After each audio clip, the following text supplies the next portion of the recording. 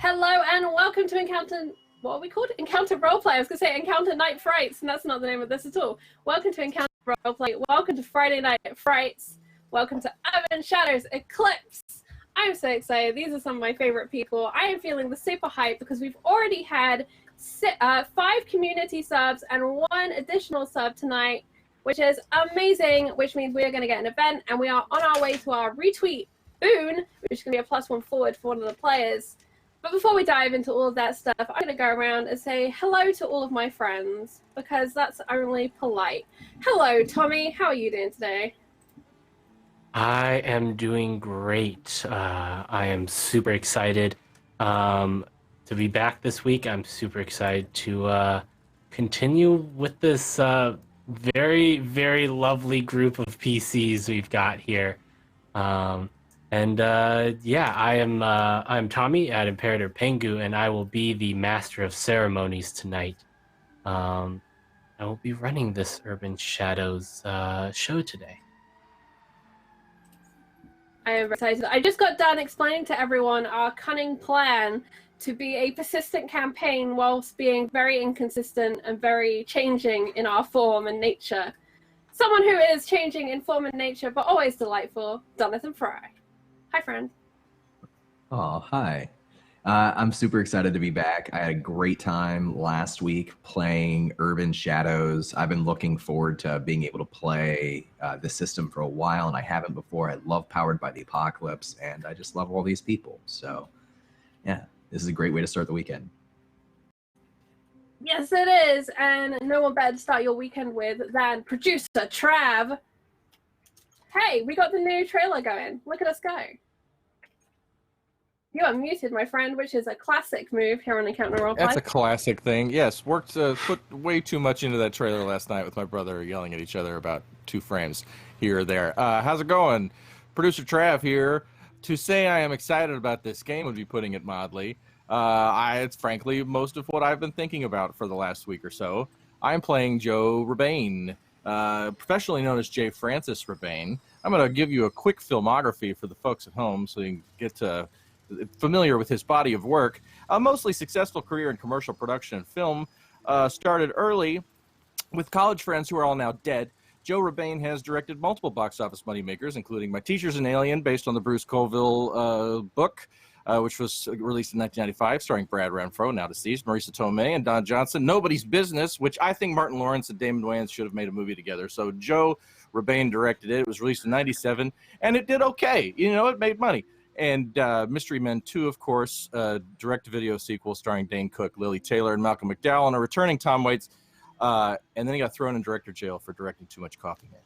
So I just got, like, way too much on this guy at this point. Have I been talking for about 45 minutes? Let's let someone else go. I'm excited. And I'm excited and delighted because Ray is back with us today. Hi, Ray. Oh, hey. It's good to see everybody. I love being here. I'm Ray. I'm with a brick. Today I play Ida. Badass.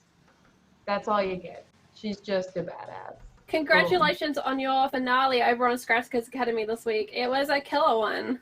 Thank you. I appreciate it. Yeah, I finished up that on Tuesday. That was great. That was an awesome experience, and I can't wait to DM more. So yeah. Yay. But here I play today as Ida, and I'm so excited to be here because this is one of my favorite groups of people ever. Speaking of favorite people ever, Lydia is back with us today. And she found her choker. She would like everyone to know she found her choker. Can we spend a lot of time talking about it? Listen, I may have oversold it, but here it is. Okay? And it is hard to breathe. So, I mean, name holds up. Anyways, I'm Lydia. I'm so happy to be here. I've had a really big day, so I'm probably going to leave in the middle of the game because I don't know if I have an attention span long enough to keep up with all these factions and enter Auden's company and all of the ins and outs. It's a lot. It's a lot to do. I don't know. But anyways, last week we ended and I found a homeless man flayed with his rib cage open. I'm excited to find out. Like a butterfly chicken. Like a butterfly chicken. Thank you, Charlie. Yeah, no, I'm super excited to be back. I'm Lydia, and thank you for looking at my choker. I found it. We are very glad to have you here, and it's a-okay if you duck out midway through, because Friday nights, it's friends night. It's when we hang out. It gives me like sleepover energy, and I'm about it, not just because we played that one night in PJs, but also maybe because we did that. Someone who I would love to have an IRL sleepover with and talk all night about this craziness is Josh. Hi, Josh. Hey, Charlie. Yeah, I would be able to, like, Trav is, like, saying, like, oh, I've been talking for 45 minutes. I've written about 45 pages of stuff that I have sent to various different people, some stuff that I'm even hiding from the Master of Ceremonies. So it's going to be fine. It's going to be great. I'm playing Auden Thornhart, who is the CEO of the Eden Corporation, A Better Tomorrow Today. And they are all about helping people just in general, just providing opportunities. They're an all-round great, massive, featureless, faceless, amorphous company. And they're everything that I love about America. Yeah. I'm playing a monster. That green card paperwork going in tomorrow. This week, I'm not going to forget to introduce my character. I'm going to be playing Cassie Adele, who is a hunter, one-time cop, now turned supernatural detective. She is very much focusing on helping missing people, solving murders, and thank you, Raiders, for jumping in. Perfect timing. We're about to get going on this Urban Shadows that we know as Eclipse. I think that's enough of an introduction. I think it's about time we head towards doing our introduction and getting on with the game. I'm so excited. I'm just like vibrating here in my chair. I don't know if you can see it, but there's like vibration happening. And there was vibration happening last week, but we will talk about that right after this message from Past Charlie. Past Charlie here to tell you about a few of our sponsors. Fantasy Grounds is our virtual tabletop of choice, providing us access to roles, tokens, maps, and more. You can try it today for free at fantasygrounds.com. While you're there, why not check out Fantasy Grounds Unity? World Anvil is a remarkable resource, whether you're a writer, GM, or player, organizing your campaign notes or building an entire world. Get forging today for free at worldanvil.com. And before we get into today's game, we'd like to shout out our friends at Andrews McMeel Publishing, who published the wonderful game Zweihander. If you haven't checked that out, you can catch it here on Wednesdays. We'd also like to mention Modifius, who manage and produce a wide range of RPGs. Whether you feel like being Dishonored, exploring a tale from the loop, or boldly going with Star Trek adventures, why not check out Modifius.com.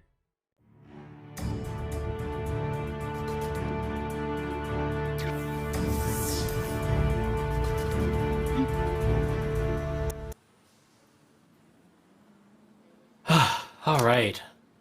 Welcome back from that little break, everyone. For those of you who are new this week, we will be playing Urban Shadows, a political urban fantasy game in the Powered by the Apocalypse system.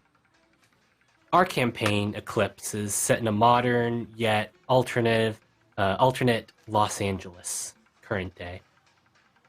And besides the fact that the supernatural exists in the city, It is a Los Angeles of our own. Now, the agenda, as always, is to make the city feel political and dark, to keep the characters' lives out of control and evolving, and to play to find out what happens. I always like to take the time to remind everyone that we like it when everyone takes care of themselves.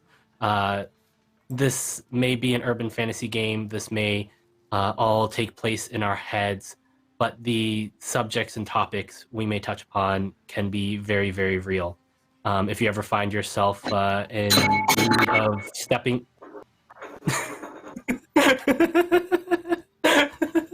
I mean, that's just an appropriate analogy for the campaign. So,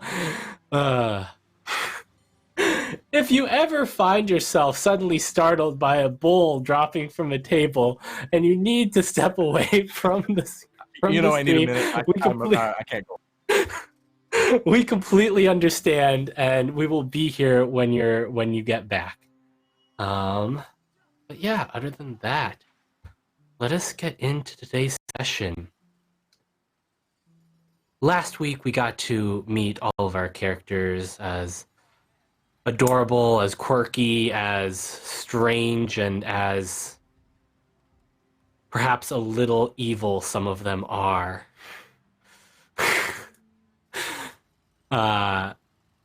We ended upon one Juniper Perry being called in by a contact of hers in Skid Row. Something had spooked her contact, Kieran, sort of a self-proclaimed bit of a spokesperson for the people of Skid Row. There, Juniper discovered someone she had talked with before, but not as they were, not as she recognized them. Instead, their body had been mutilated, their ribs torn out. And that was where we left Juniper. I'd like to wind back the clock a few moments as we zoom in on Ida once again. You've recently left Eden Tower after meeting with Auden Thornhart. Where are you going? What are you up to? She would probably go to meet Ursula. She would go to her business building. So whether she had to take a taxi or could like just walk there, she would be on her way. It's up to you. It's maybe about, I don't know, 10 or 11 city blocks, so you could probably walk there. Yeah, she would walk then. If she's in no sense of urgency, she would definitely walk. As you draw close to the tower that houses Ursula's company, you know that she runs Hawkeye Capital Group, LLC. And it's evening. It is perhaps about getting on just past 8 p.m., I believe. You suddenly feel the ground beneath you begin to roll. Sort of these long, wave-like rolls. Everyone around you, they don't exactly panic, but you see a few people perhaps not used to the earthquakes that hit California, Los Angeles area every now and then, perhaps move away from buildings, few shouts, a little bit of uproar every time an earthquake hits here. I would like you to please roll me your opening move, your foretelling. Ooh. Wow, you are killing it with the foretelling. I'm so good. She's so good at her job. This is why she does what she does for a living. So good. Oh, man. One day you'll fail that roll. I'll be very happy. But on a 10 plus, you get to hold 2, and during the session, you can spend your hold to declare that something terrible is about to happen. And you get bonuses for acting to avoid the impending disaster. But for now, let's talk about your vision. You're just outside of the tower, and your eyes go black. I believe your hair goes white. Mm-hmm. So yeah, if she feels something kind of coming on, she will duck out of the way into some corner alleyway, or even just like the threshold of a door for a business, something that just kind of like prop herself up against and like pull her hood over and tighten it a little bit. And yeah, oh my goodness. I think at this moment she sees a semblance of where Juniper is, the scene, not necessarily the people, but she sees the scene in a very orange and red tone that matches the fire that she saw before, but this time it's not fire. It's just like a very evil energy, a very evil presence. However, it goes from like almost like a gradient, and towards the center it gets more like pink, like very pink and very bright, almost pastel, where Juniper is like would be in the scene, like would be finding the body.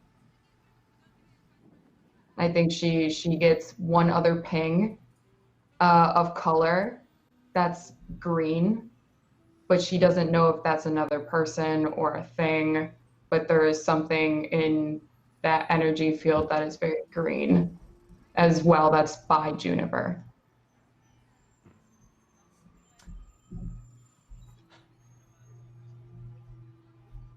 And then the sounds of the city return around you.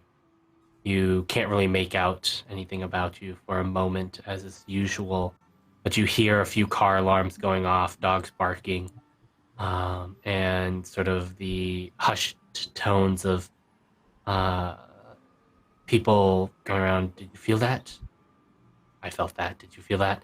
And the like. It wasn't big enough to seem to have caused any damage, but earthquakes are always unsettling.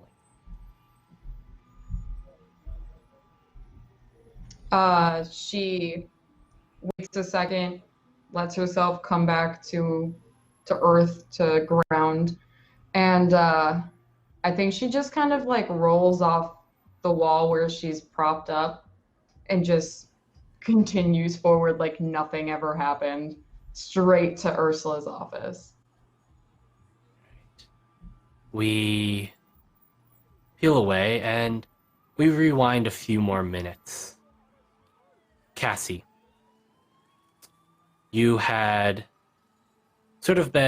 met with Ida earlier in the day, maybe about an hour and a half ago, before being suddenly left as Ida had to respond to business. What do you do? Where do you go after this meeting?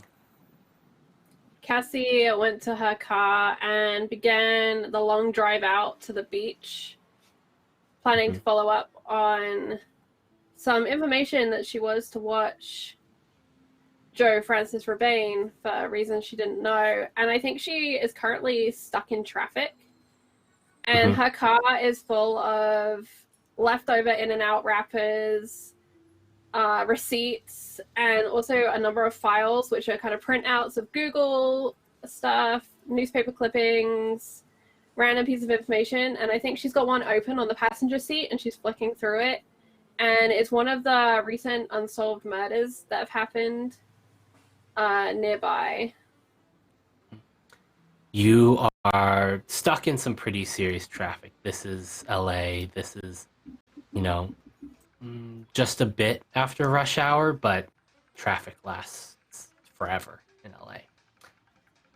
And you're perhaps stuck in traffic, maybe having gone about 3 or 4 miles in like half an hour. when your cell phone pings. She fumbles around, pulling it out from underneath the file, knocking papers down into the footwell. I have an actual phone. I don't know why I'm miming. Hello? He's like looking up realize to at make this sure there's no one point- watching. Yeah, you realize at this point that it was not your ringer, but a notification ping. She's like, But I feel like this entirely Kathy. what? Oh, fuck. Fucking messages. And you see that you have an email to your tip line email inbox. She opens it up. It's another anonymous email. It simply says, East 2nd and Rose Street, 30 minutes. Her eyes go up to look for a road sign to figure out how far and what direction that is from her. So you basically have to go back the other way. But you're not going anywhere fast in this traffic, and there is an off ramp nearby. She stews for a minute or two as that off ramp slowly edges closer and closer. And then as it's almost too late, she'll kind of peel off and down the off ramp, escaping the traffic, pulling around to go in the other direction, cursing under her breath and really hoping this is something good. You peel off and you begin taking back streets and side roads to get there. The highway's not going to get you anywhere fast. These are hardly better, but at the very least, you're making progress, which feels better than sitting on the highway. Some minor GTA moves going on of alleys that you're not really meant to drive down, and narrow dodges of things. Indeed. And you quickly realize that you are heading past the financial district into a rougher part of town. You know this area as Skid Row. It is particularly known for its homeless population here. And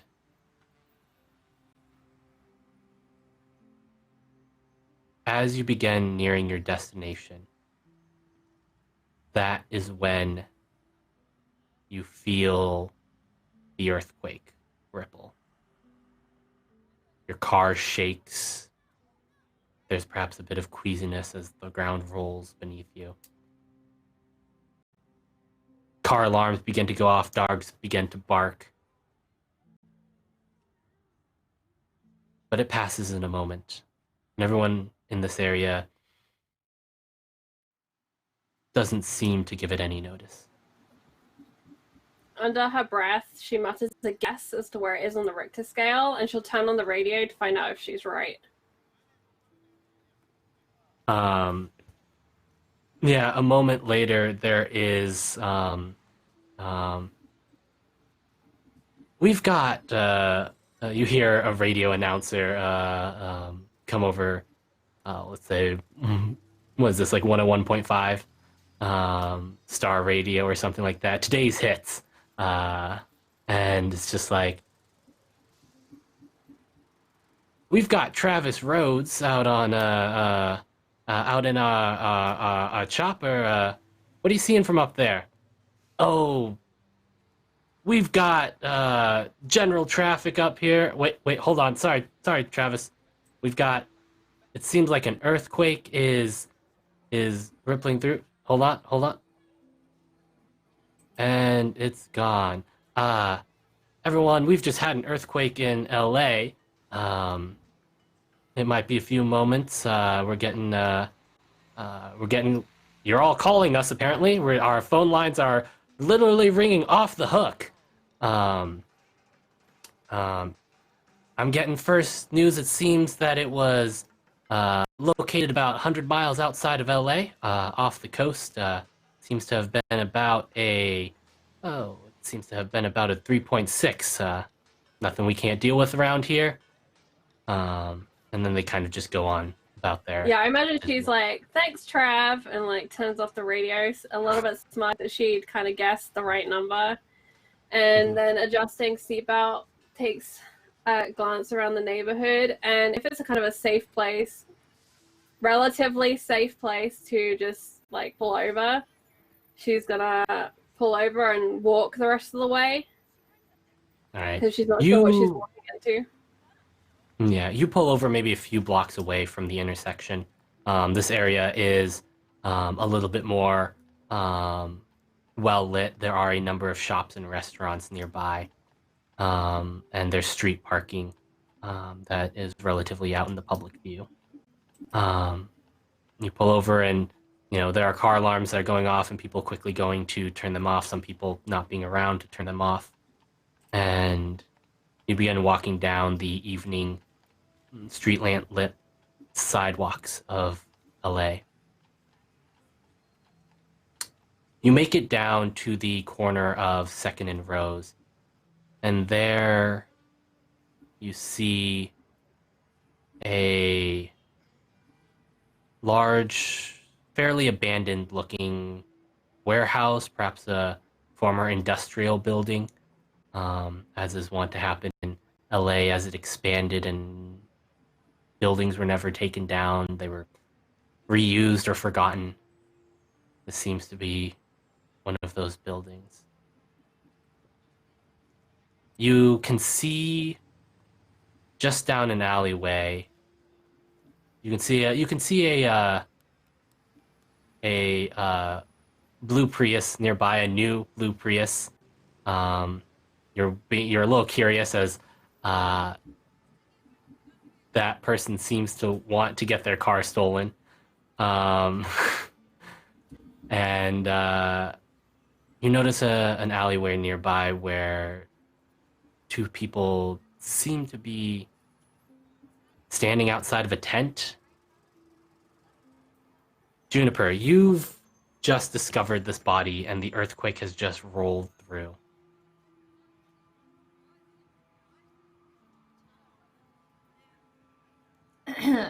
What is your sort of reaction? I've just finished screaming at Kieran about how I'm not a doctor, I'm an Uber driver. And you hear that, Cassie, as you walk up the street. I'd be backing away from the body, like, why did you call me here?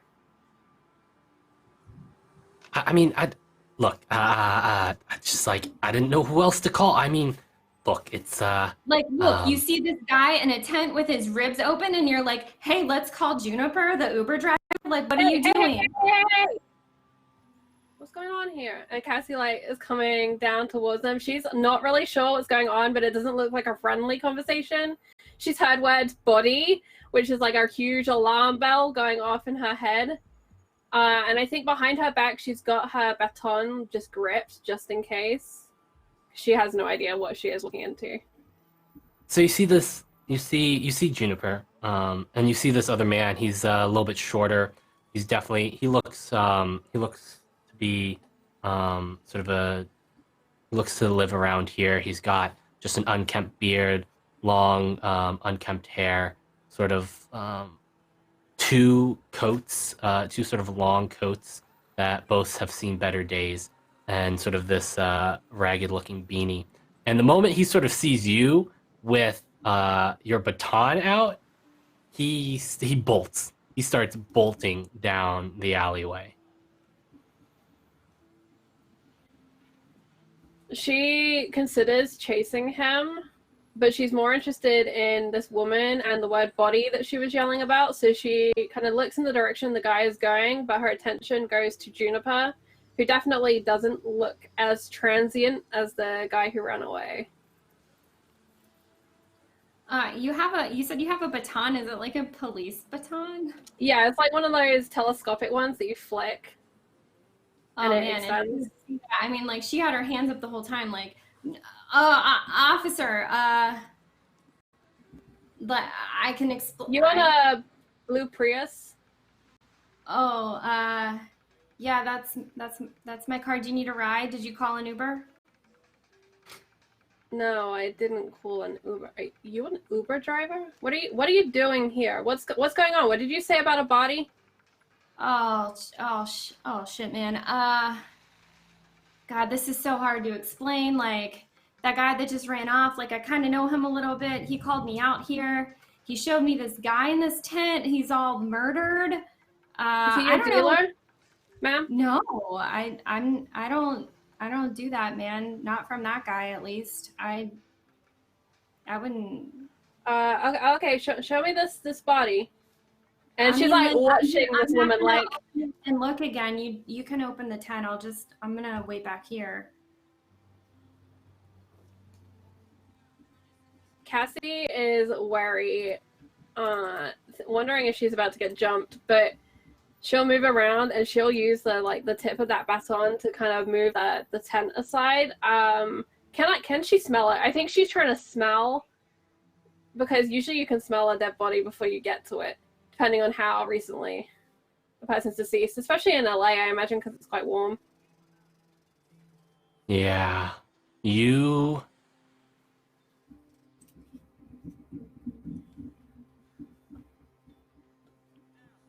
I mean, you get...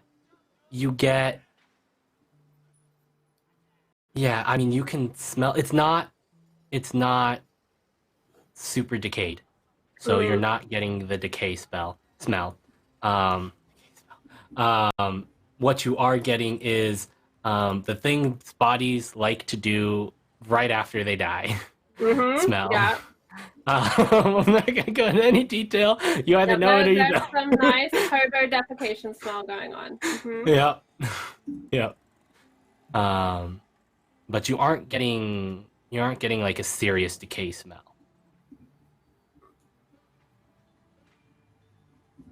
She takes a breath of the outside air before she moves this flap, and then she holds her breath as she opens up the tent, her eyes glancing back over her shoulder towards Juniper, as if to say, you move, I'm coming after you, so don't move. I mean, Juniper still got her hands up, man. Inside, you see just a gory mess. It's, as I described to Juniper, this person, their insides are on the outside, and it's not pretty. Like a spatchcock chicken. The phone comes out of the back jean pocket, and she's going to take a couple of pictures of the scene and then turn back. So walk me through it again. The guy called you. You know him, though. You know this guy, or you know that guy? No, just like a little bit. I know the guy that ran off. His name's Kieran. I mean, I've just done a little bit of work for him, but like nothing serious. Like he just pays me under the table. Like, are you with like the feds? Do you know my taxes? Sure. Yeah. So Kieran, what kind of work do you do for him? Oh, just like he just needs me to like get him some guides for like a movie or like a documentary maybe. I'm not, I don't really know. I don't know, man. I drive an Uber. Sometimes I bartend. Like I really just don't want to be here. That makes two of us. I was going to interject here. The person you're getting, you've been down here working for is Joe Verbain, is Trav's character. Kieran was sort of your point of contact in the Skid Row area. Yeah. She wouldn't remember that. Okay. Did you call anyone about this yet? No, you got here like as soon as I saw it. I was yelling at Kieran, and then he saw you and he ran away because you have a weapon. You had a weapon. He's probably like pretty scared because he doesn't have any weapons. I don't have any weapons. That's good, ma'am. You stay not having any weapons. That is a-okay with me. Yes, ma'am. Right. Thank you too, ma'am. Good. Yes. Okay. Great. Cassie's gonna go back in really quick, and she's gonna take a really good look at this person's face to see if it's maybe a contact or something that they had back in the day who would give them information about Skid Row, because it's a great place for people to go missing. You know, if it's a known snitch, if it's something like that where, or, you know, there are any tattoos that would make them recognizable. She's just looking for like a quick ID she could make. She's not super sure it's gonna work out, but she's gonna take a look first, and then she's gonna call someone. Yeah, I think put her face. Are you trying to put a face name, to? All right. Even though this is more, Please, I guess, a name to the face. Please, please roll with power. Okay. If you haven't I got already, make sure you mark. Power. So I'm just gonna roll the flat 2d6, right? Yes. All right, cool. Just so everyone knows, we did hit that retweet goal, that first one. So a player is going to get a +1 forward at some point. Tommy can decide that when it's the appropriate second. A +1 forward can mean the difference between a fail, a half, and a full success. I rolled a 10, Tommy. Can you all stop rolling so well? You're making it difficult for me to make hard moves. Okay, I'm gonna roll 1d6 here. Well, Tommy, and don't forget you've got those 2 bad guys on that side. Nah, I'm not gonna use it for this. But I'm gonna roll a 1d6, okay. and that's how we're gonna decide who gets the +1 here. Okay, nice. I do not need 2d6. I just need 1d6.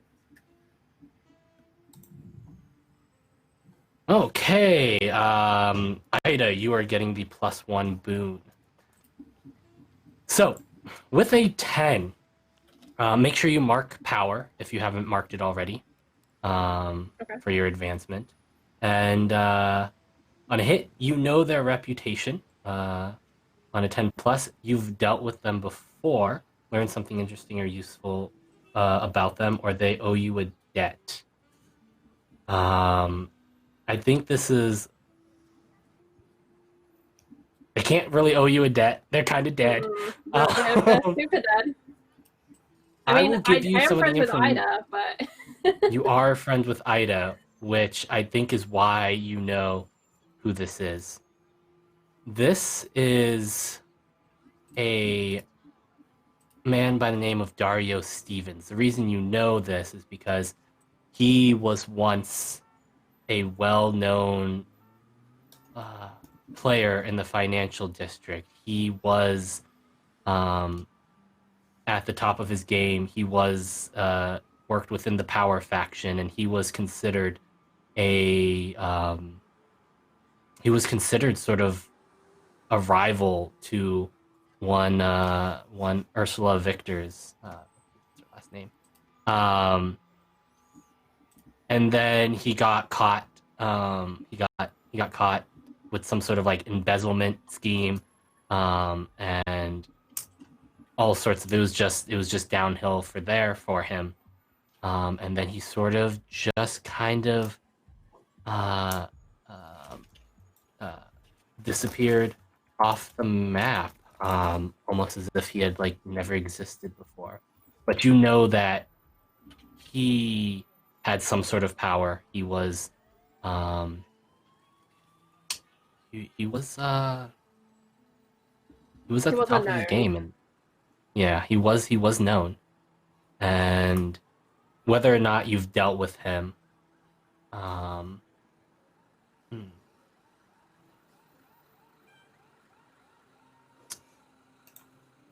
don't think that's the most useful here. Mm-hmm. I think learn something interesting or useful about them.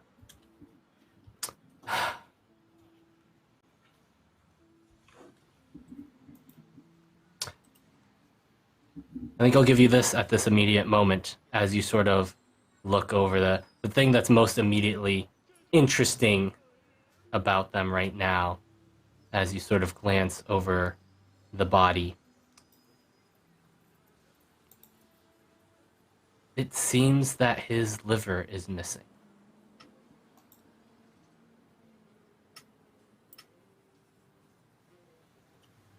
She adds a few more pictures to her camera roll, and then she'll flick down to contacts, and she's going to call Donna, her friend who works at the city morgue, because she has to report a body whether she likes it or not, and she'd rather report it to a friend and see if she can get any more info or help than just call it into a department. All right. You pick up the phone and you call Donna, your contact at the morgue, and it takes a couple rings before you hear Donna's voice over the phone. Does Donna have a last name? I didn't think I gave her one. Would you like to give her one? Sure. Let's go with Donna Jenkins is what we'll give her last name. Donna Jenkins, City Morgue. What can I do for you? Hey, Donna. I have something real fun for you right now. I'm down at. She gives the address. Oh but I don't shit! It's remember. you, Cassie. Sorry, I couldn't see my phone. I just got it. I'm like Elbow wrist deep, deep in a stiff right now. Mhm. Same. Weirdly, kinda. Well, I mean, I'm not touching. You but didn't kill him, did you? Not this time. Yeah, no. Found good, a that's dead guy in a tent down at Skid Row, and she gives the address. And missing a liver, kind of all pulled apart. Not been here that long, I would guess. Although without a liver, you're probably gonna want to come and get this pretty soon. She sort of pauses for a moment. Now you said that his liver was missing, right? Yep. Looks like it's been cut right out. Pulled out, maybe. More like some wild animal got to him. I mean, I can send some guys down to pick it up, but I got a strong feeling that it ain't ever gonna reach me. I don't know if you've heard about that serial killer that has been around lately. They dubbed him the pate killer because the liver's always missing. Liver. Sure. Yeah. But ever since the first couple bodies showed up, I don't know who's pulling the strings, but I don't know if it's federal or what, but the bodies are getting taken somewhere else. They didn't release the name of the last two victims. You got those names? I mean, I got the first 3 or so, but as far as I'm aware, there's been about 9 bodies. This being the 10th. Yeah, that's the thing is they stopped releasing the names of the. Okay. Well, I mean, can you not just get them to send a van and just not call it in so you can see this? Because this is gross. Look, I mean, I'll call it in. I don't know. It's Skid Row. Like, they're gonna take their time. Hold on. And she like opens up the app so she can send some pictures to Donna. A fucking earthquake. As she's like trying to get the best signal so they send as quickly as possible. Yeah. It gets sent. Oh, yep. Can Juniper Were you gonna say? overhear like her conversation? Probably. I mean, she's not like yelling Yeah. it. She's trying to keep Yeah. it down-ish, but you're not that far away in my head. You can And she's probably at the getting very really, least hear like, angry. Cassie's side. Mm-hmm. Yeah. I think that like her hands are slow, but she would like get closer to like the flap of the tent and be like what's she doing in there? Like who's she talking to? She's on the phone and she's like, That's really gross. Come and get the yeah, body. she's like, she's just Did you like, say liver? look, Cassie, I know, I got an idea of what the bodies look like. I mean, look, I'm just a mortician. I just look at the bodies when they bring them, and I'll let them know. But people will get there when they get there. Fuck. All right. Can you just text me anything you know, like anything you've heard? Just send it all to my phone. And I promise I won't mention that it was you who sent it to me. Alright, I think this is persuade an NPC because you're definitely asking her It's definitely break some persuade an NPC. It's definitely break please some rules give me here. information. Yeah. Yeah. Information that isn't being released. I need it. I want it. All right. And don't forget, you do have it. Oh my god. These Persuade rules. an NPC is with nothing, right? Oh, that is with a heart. All right, so that's just what I rolled. It's 11. I got nothing in heart. Just what you roll. I mean, that's still great. On a hit, they do what you ask, and so Donna's just like, okay, look, I'll send you the names of the bodies that were brought here and where they were found, the first couple of ones, but that's all I got, and no one can find out. All right, Yeah, Cassie.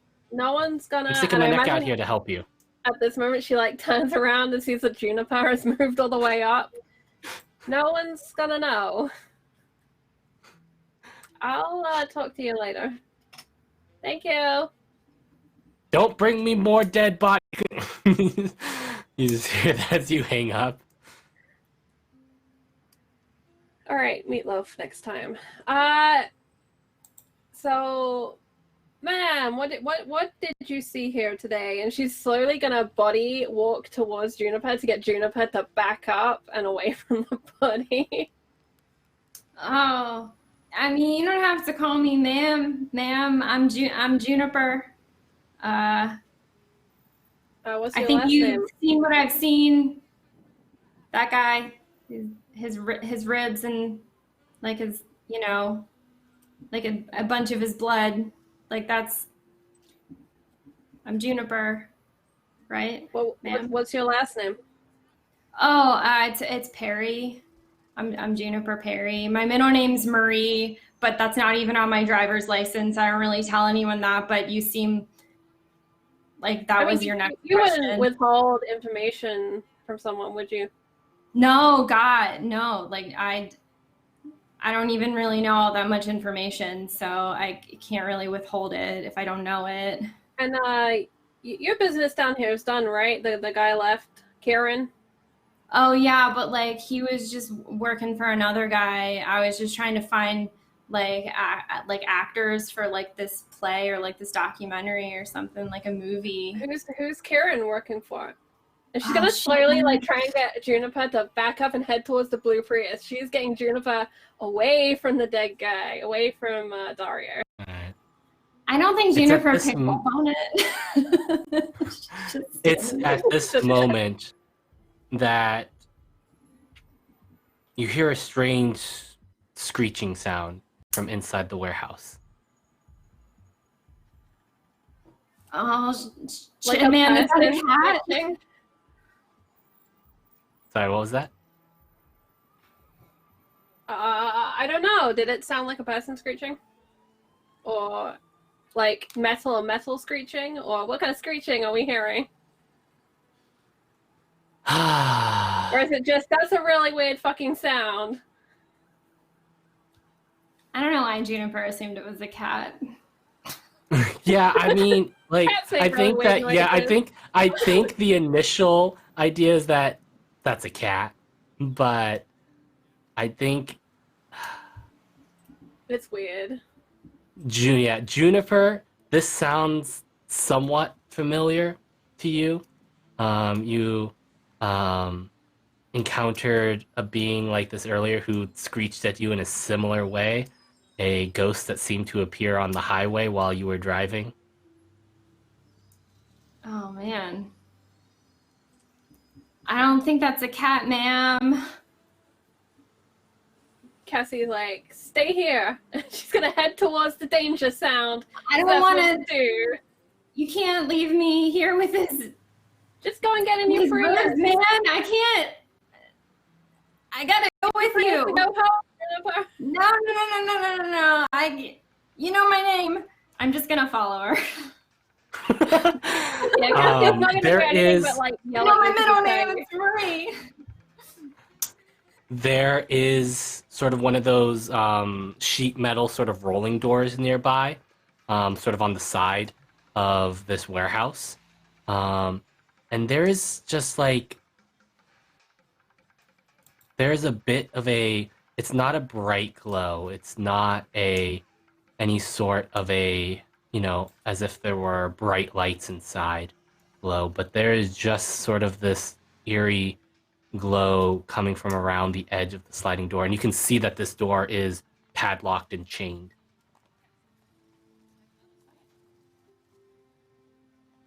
And then there are sort of, you know how like warehouses have those windows, those like paneled windows sort of up above, maybe about 10 feet up.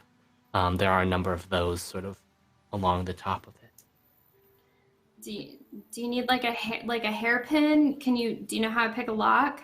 I can try.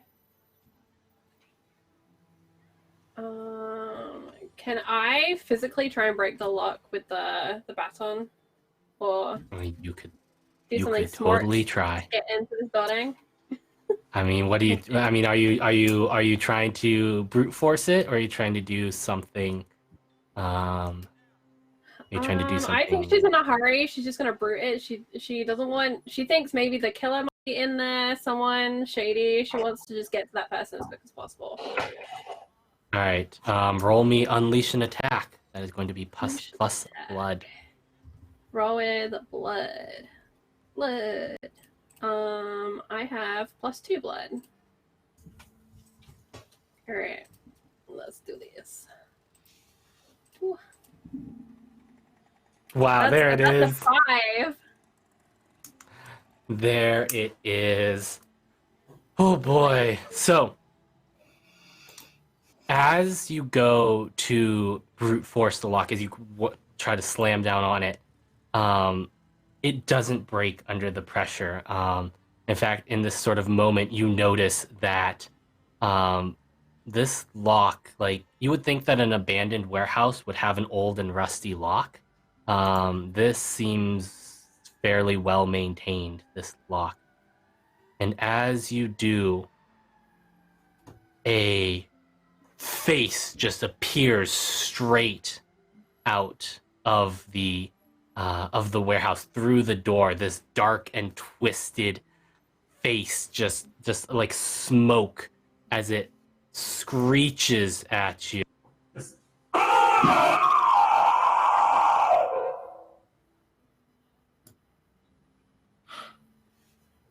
Please take 2 harm as this thing passes through you and you feel your body go cold as this strange specter-like creature, it feels cold to the bone.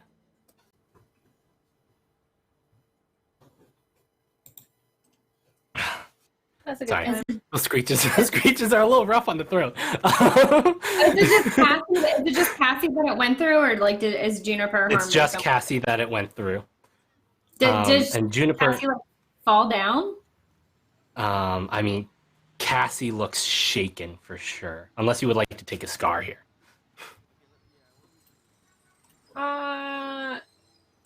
No, not today. Okay.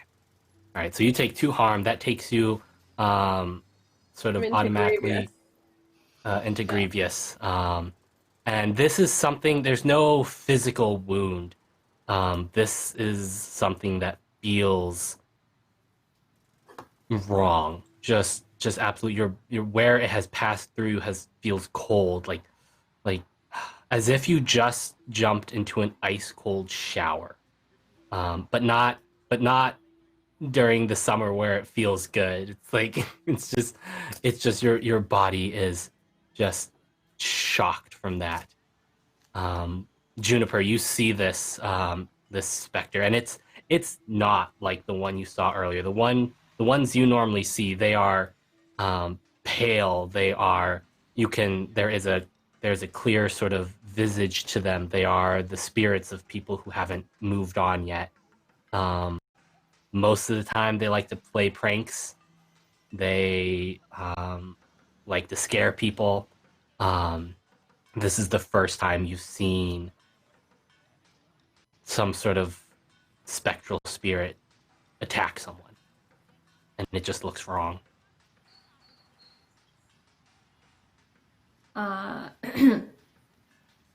But it doesn't hurt me, so I would, put my hands up again. Like, hey. Okay, so I guess what is Juniper doing in this mode? Is this just her move? Is hers like the I swear it wasn't me. I swear, is it just the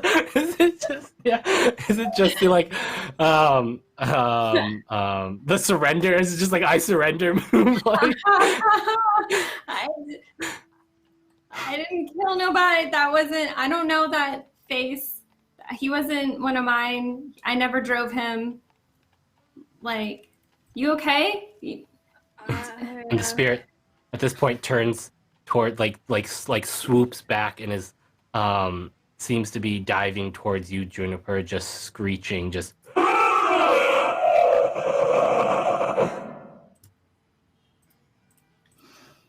I mean, again, with their hands up, like I'm gonna grab one of Juniper's upheld hands, and I'm gonna use one of my moves, which is this way, and I'm gonna try and get us out of danger because that thing did not feel good. I have many questions, but now is not the time. And assuming you consent, Lydia, I'm gonna grab your hand and I'm gonna attempt to lead you out of danger, or attempt to. all right. I consent. We leave people out of danger, roll with blood. On a 10+, you get away safely. On a 7 to 9, bad things happen. Anonymous, relatively bad things happen. All right. That's exactly what it says on my sheet, Roll. Tommy. Just like that. Yep. Roll with blood, please. All right. Am I at any kind of minus because of what just happened? Not, right? Because I didn't take a Nope. scar. No. Yeah. Wow. 11. 11. Jeez. All right. So, on a 10+, you get away safely. So you, what does it look like as you get away? Where do you go? What are you doing? So I think I grab her hand and I'm going to run us towards that blue Prius because it was the nearest thing that we could get in and we could lock and we could get moving. And I guess essentially I'm taking her hostage, but I really need her to drive her car because it's a Prius. Like, normally you have to, put it in the app, but okay. You know what? I will leave you a 10-star review if you drive this thing right now. Okay, it's only 5 stars, but yeah, man, I'll do it. Get in. You want to ride in the back or in the... Oh, no, that's good. And she's getting in the passenger seat. And she's going to give directions to where her car is parked because her car has better weapons in. All right. You got a gun or anything in here? Granola. She's got granola. Salad bar is not a weapon. I mean, if you let one sit out long enough, it gets hard enough, you could throw it at someone. I could probably put it, throw it on the road and pop a tire for sure. All right, so you get in the car, Juniper. Do you start driving away? Yeah, I started up. It doesn't sound Right. like anything because it's a Prius, and I take off pretty slow because it's a Prius. So, but pretty quiet. Corruption, however, not pretty quiet because in 123 just donated 10 community subs. That means 2 more events are going to kick off real soon. That means bad things are going to happen to all of us. But hey, we got granola in this car, and Juniper is a great driver, and the engine's real quiet. That ghost ain't following your engine. Thank you so much for the community subs. You quietly peel away from where you had parked, and you see that the spirit quickly loses interest in you after you go maybe 100, 200 feet down the road. Do I see it lose interest? Yeah, you see it lose interest through your rear view mirror. As sort of swoops back in towards sort of the Must be powered warehouse by and the. carbon emissions. Right. Or maybe it was guarding something. Don't worry about it, ma'am. You're right. Just real weird dust. Juniper, right? That's what you said your name was? Yeah, Perry. Yeah. I told you my middle name. If you can't remember it, I'm not going to say it again. This is my car. It is your car, and I promise that will be a secret help between us, and I won't tell the IRS for you. Look, I have a few questions that I really want to ask you about what happened. But I think it's going to be best for both of us if we do this with another person around. Like a judge? Like a lawyer? No. Okay, someone really intuitive who is gonna really be on your side, I imagine. Look, I'm a private eye, and she takes out basically her credential, which is not like an FBI thing, it's not like an LAPD thing, it's just like a bit of paper that says I'm allowed to investigate shit in the city of Los Angeles. I show Cassie my registration for my Prius. Cool, now we know each other. I have a friend who I think you need to talk to about what just happened, what we've seen, and that body, because it's a really big deal, Juniper. People are dying, and we don't want more people to die. I mean, like, we're all slowly dying. Do you want to die quickly with your ribcage ripped open and your liver torn out? Not really, no. Yeah, but that's what we're working on. Causes, I'm fine with. Well, this would be supernatural, and it would be really exciting, really painful, and very brief. Maybe if you're lucky.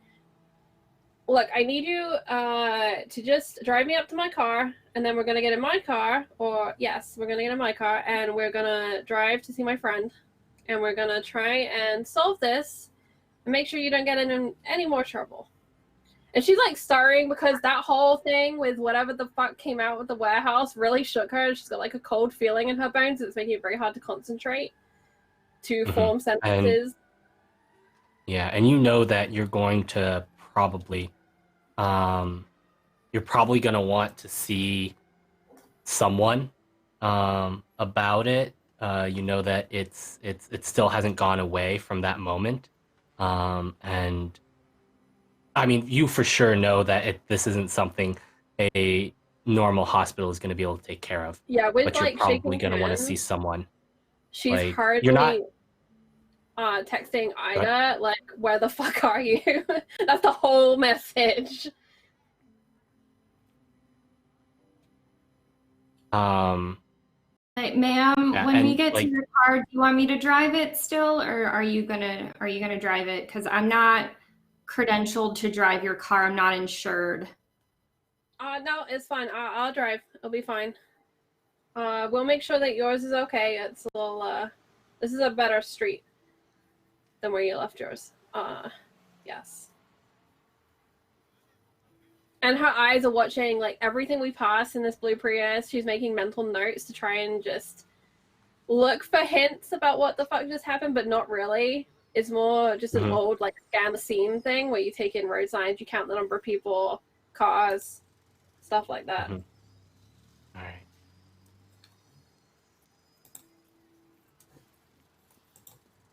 Ida, you are in the lobby of the Hawkeye Tower. We're just gonna call it the Hawkeye Tower. And you see your phone ringing.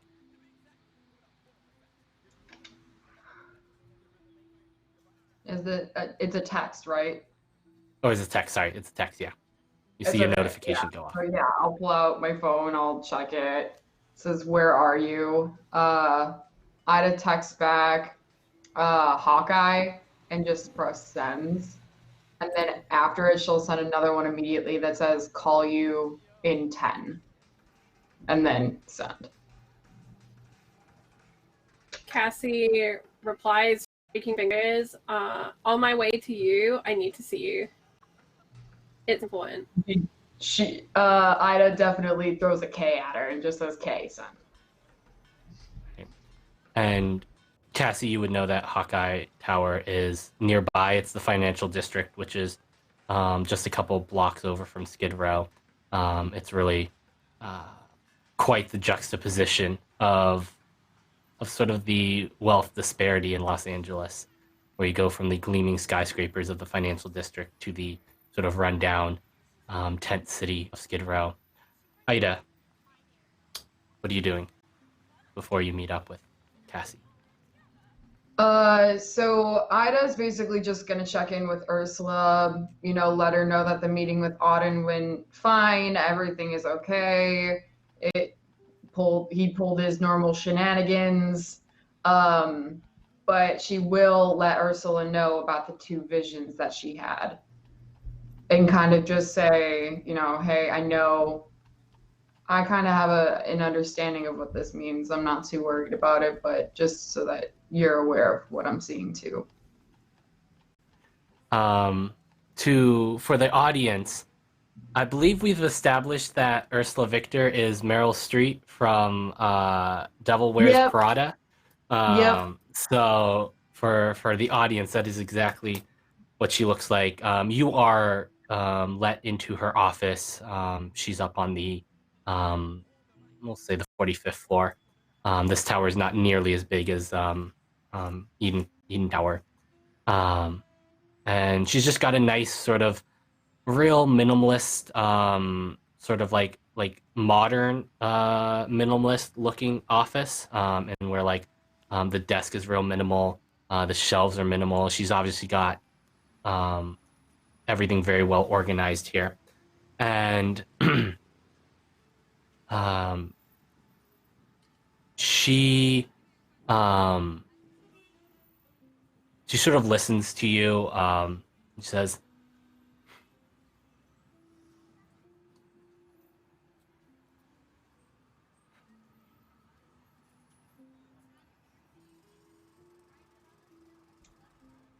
well, I'm not sure what to say about your visions, but I want to make it very clear that they are not to get in your way of working with Mr. Thornhart. Understood, unfortunately, but I get your point. If you do have any more visions, do please report them to me. Will do. Anything else you need from me?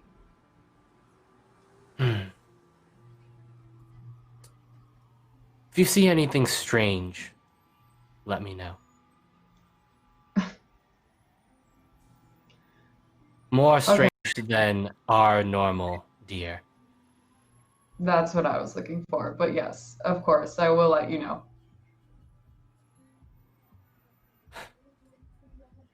Well then, goodbye. And she just gets up from her chair, turns the corner, walks right out the office, and waits in the front till she sees Cassie eventually show up.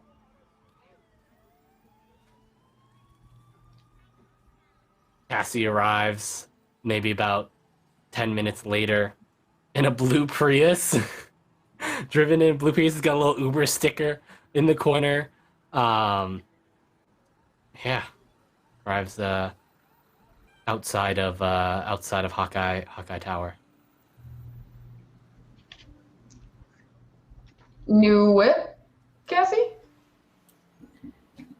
My car's doesn't matter. Ida, where can we go? We need to talk. My apartment's about 2 blocks away, so we can just go there if you need.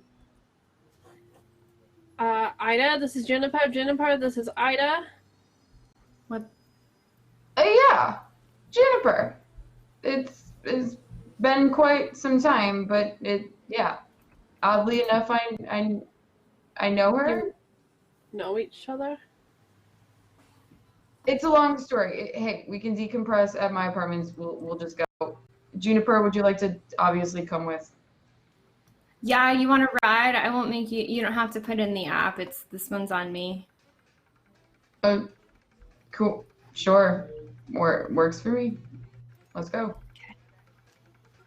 This time, Cassie will get in the back with Ida, and she's got her phone out, and she's flicking through the camera roll, and she takes a kind of a moment to center herself, and then she looks to Ida and turns the phone so Ida can see.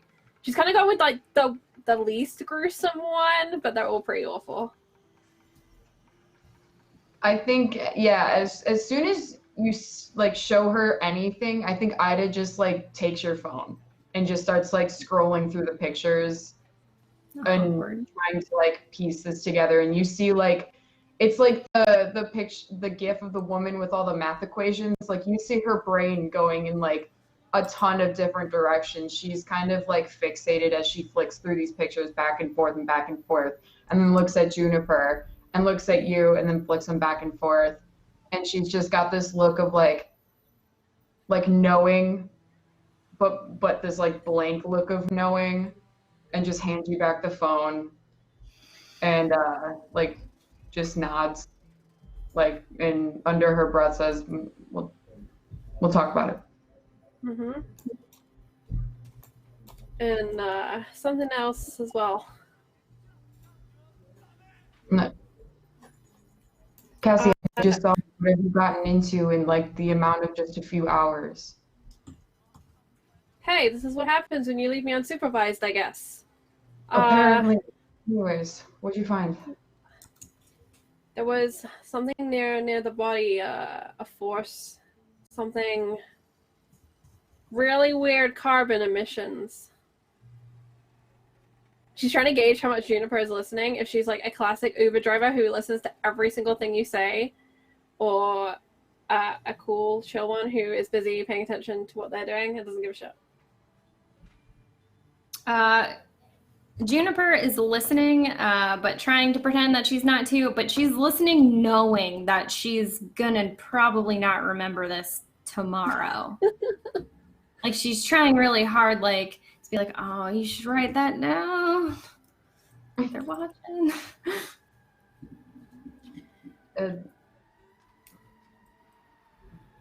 Okay.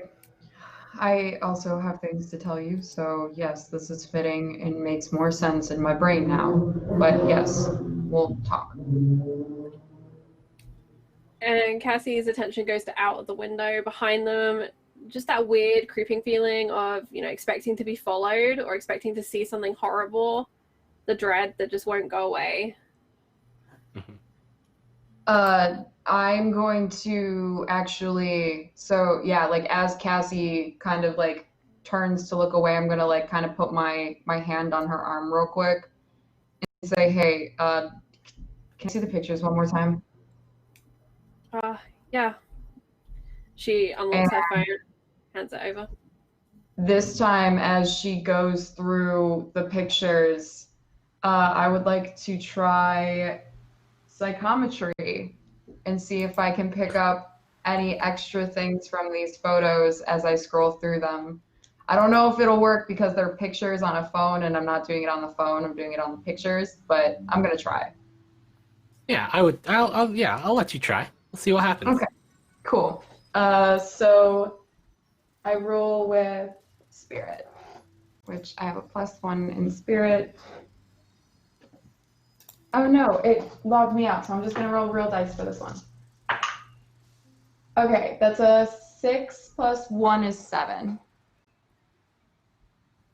So on a 7, All right. what do I have? What do I have on a 7? All right, so on a 7 to 9, you get to ask one of those questions. Okay. If you can let sort of the audience know what those questions potentially are. Yes, so I can either ask, what is the history of this object? What bans, wards, or limits are attached to this object? Where does the object belong? What secrets or mysteries has the object been privy to? And what strong emotions have recently been near this object? I would like to ask what bans, wards, or limits are attached to this object. And I'm trying to get a sense of the scene to see if I can connect connect the scene to my vision. If I can connect that green energy that I felt, if it's related to this. Interesting. All right, so you get to ask one, and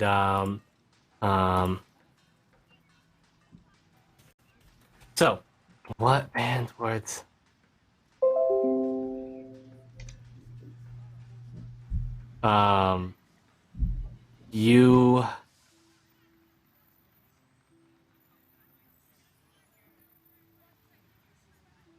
You know this warehouse.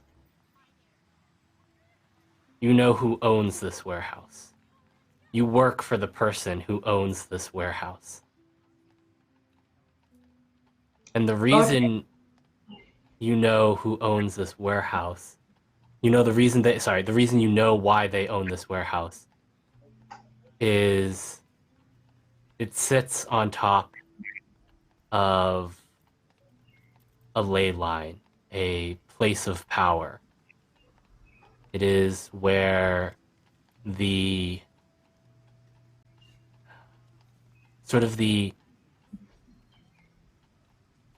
whatever it is, the force in this world that gives people magic powers, the reasons that supernatural beings exist.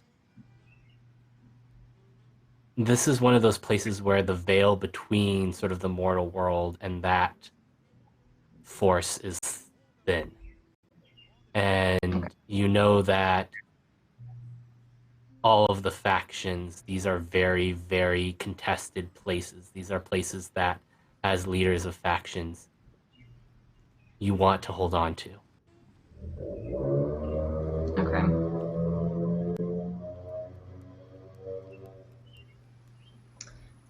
Then yeah, so I mean, I don't know if Juniper is paying attention at this point because the conversation trailed off, but Cassie definitely sees, like, she's still got her hood up somewhat, but it's more relaxed. And her hair goes white and does the whole thing as she's like flipping through the pictures. So I think Cassie would kind of pick up what she's doing, but what she's done, she just like slides the phone back across the seat to Cassie and like looks out the window. Cassie takes the phone and kind of holds it in her lap, and I think she mimics Ida's body language and looks out her own window. And the car goes very quiet in the back. Yeah, it's the most silent ride you've ever had. All right, and is the rest of the scene Juniper just dropping Ida and Cassie off? Like, oh, Juniper's got to come with us. She's our witness. Ask questions. So I imagine like I live in a duplex. I don't know why I imagine this, but it's a duplex, and her roommate live on the bottom floor, but she lives in like the back room. There's like a back sunroom where I don't have to go through the main door. I can go through my own back door to get to my room, so I never have to bother or like really see my roommate, who is my best friend. But I'm always busy, so yeah. But I think we could probably skip over the questioning scene because it's essentially everything we already know. Yeah. I imagine. Yeah. Okay. So I think that's sort of where where Ida could have contact with Juniper as a witness and as someone intuitive. Yeah, that sounds like a good place to draw that scene sort of to a close. We're once again going to rewind a few minutes back to Eden Tower. Octo, Joe, you've just been propositioned by one Mr. Thornhart wearing. Are you in the suit or are you in the kimono at this moment?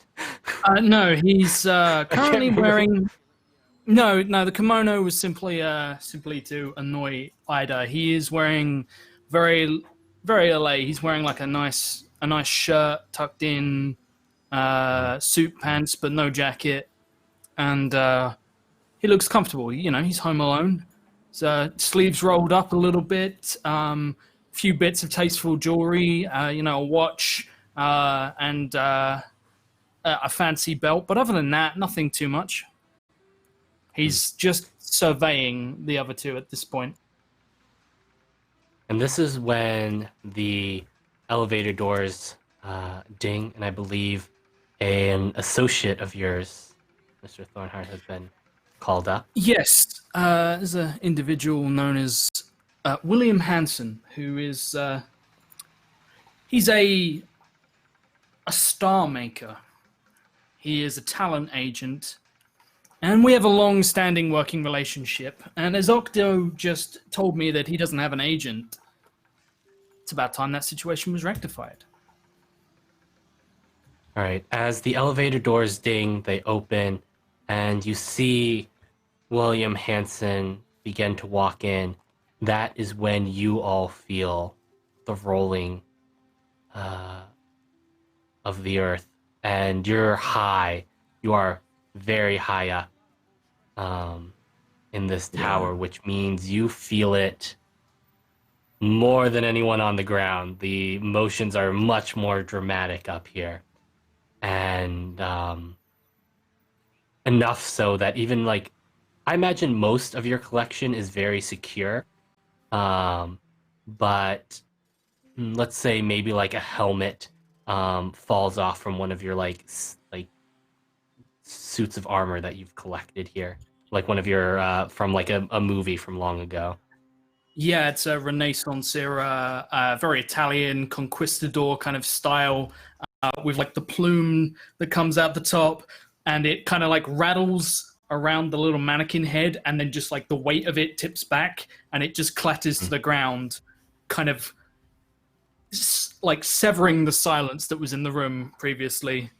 You see William Hansen, who sort of like goes to like and steady himself against something. A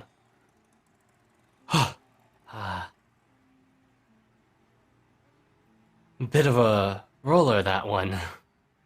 And he just sort of straightens up and straightens his tie, and he is I imagine he's dressed not super formally, but well. He's got sort of the suit the blazer, the well-tailored blazer, one single button, slim tie, nice dress shirt, but it's not black suit business attire. It's sort of a more casual suit look. Good evening, Mr. Thornhart.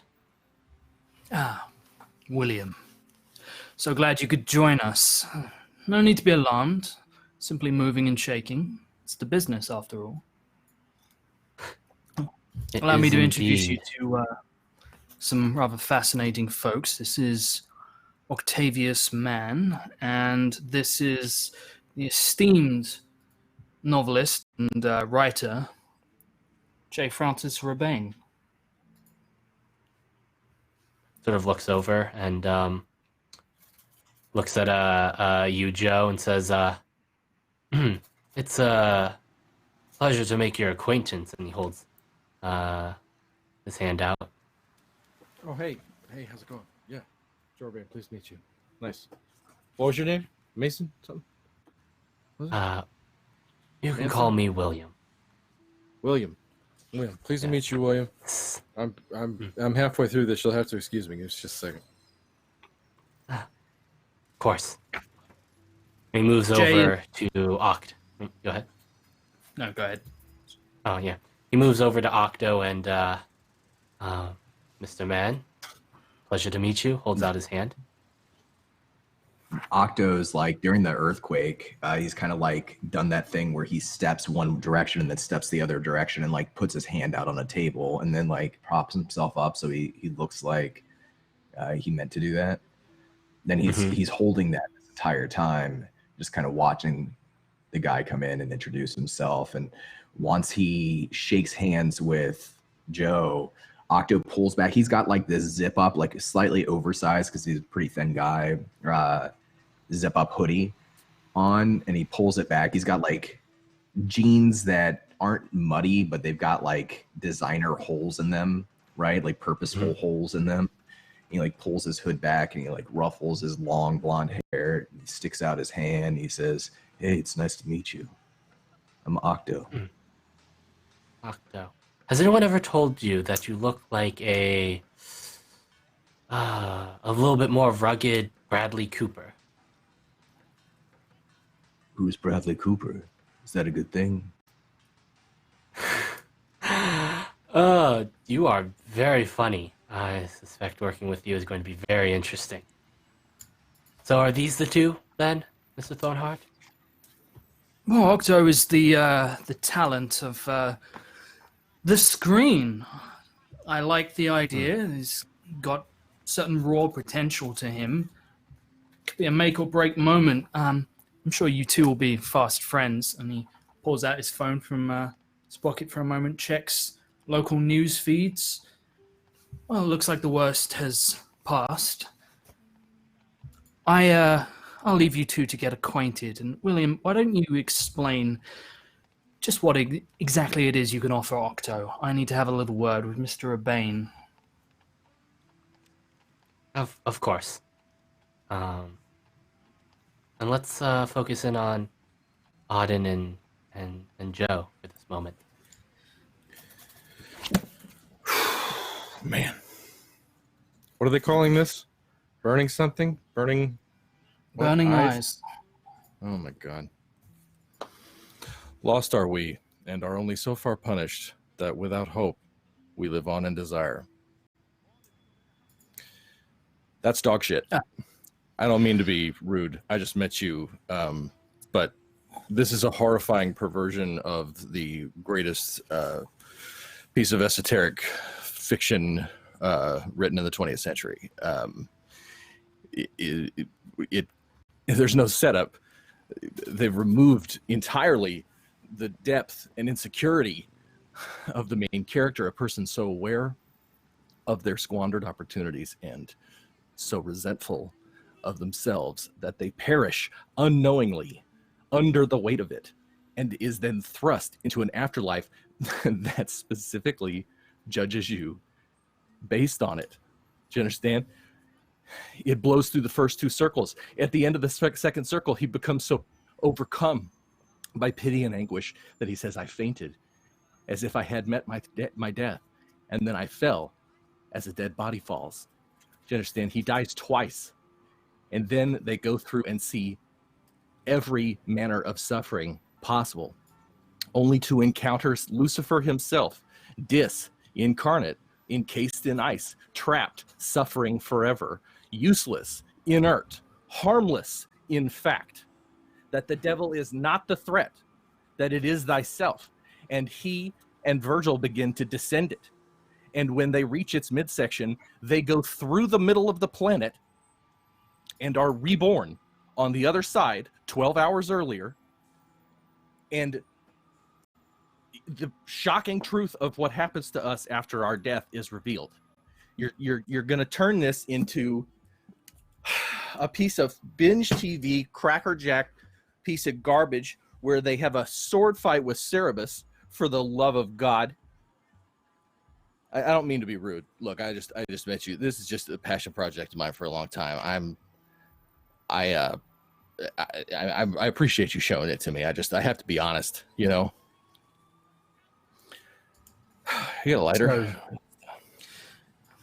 Sorry, Reaches into a pocket, pulls out a crisp Zippo, lights the flame. Thank you. There you go. Thank you. It's just a big So deal. You know, you only cast this way once. It's a massive opportunity, you know, for whoever gets to do it. Well, I was worried you wouldn't have an opinion on the matter. Do you I care want to to do walk with the me? let it out. So, what? Would you care to walk with me a moment? Does that mean I have to get up? Depends. Well, I can't drink any more of this then. So we get to hang on to that. And I'm taking one for the road, which I think I already did. Here we go. I'm going to stand up. Here we go. 1, 2, 3.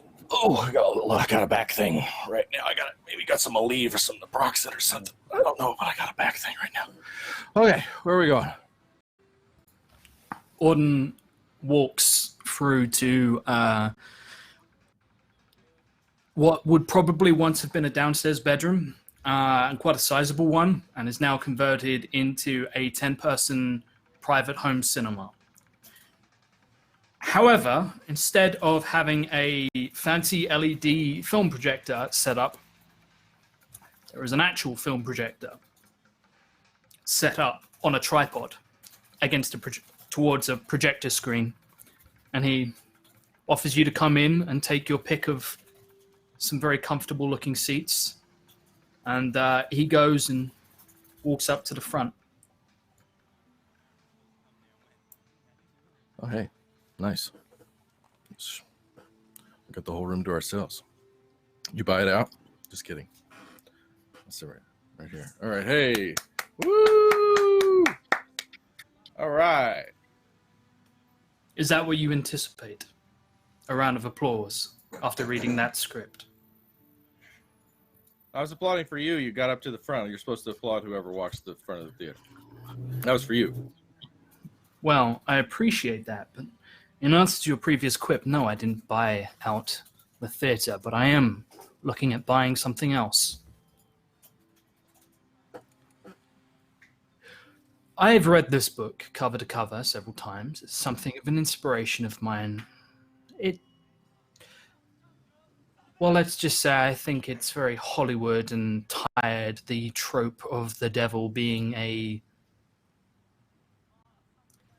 tangible thing. Isn't a devil within all of us? So? Absolutely. Absolutely. That's what the whole thing's about. So, as sacrilegious as this is, I feel the devil is sold somewhat short. And, well, what would you say if I offered you a chance to ensure that this never comes to light? You're gonna bury the burning eyes. I mean, it couldn't hurt. Don't make it.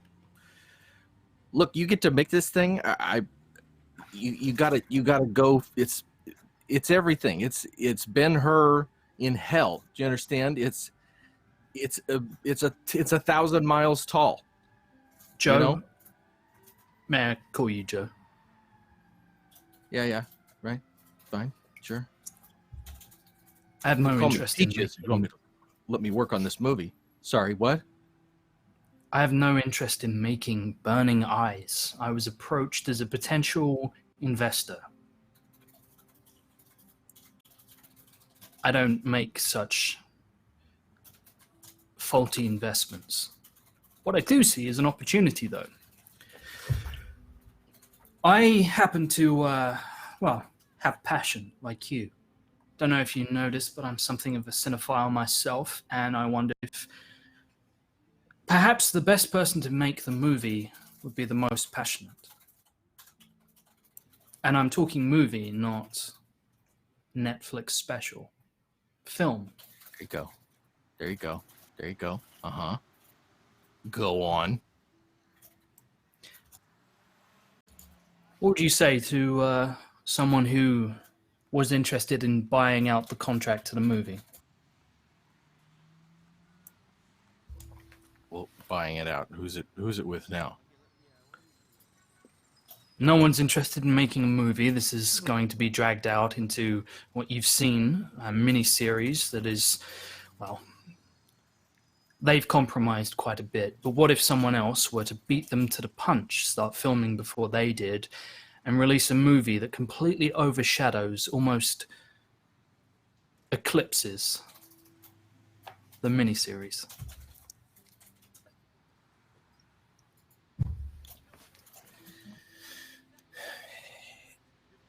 It would still have to be an adaptation of the book. Do you understand? You're not going to make some other thing that's like, the eyes of the hand warmer or the small campfire or something like that. Do you understand? It can't be like just to the left of this happens. You get the got make 2 asteroid movies. They make 2 blow up the White House movies. You know, like I get it, and I want to.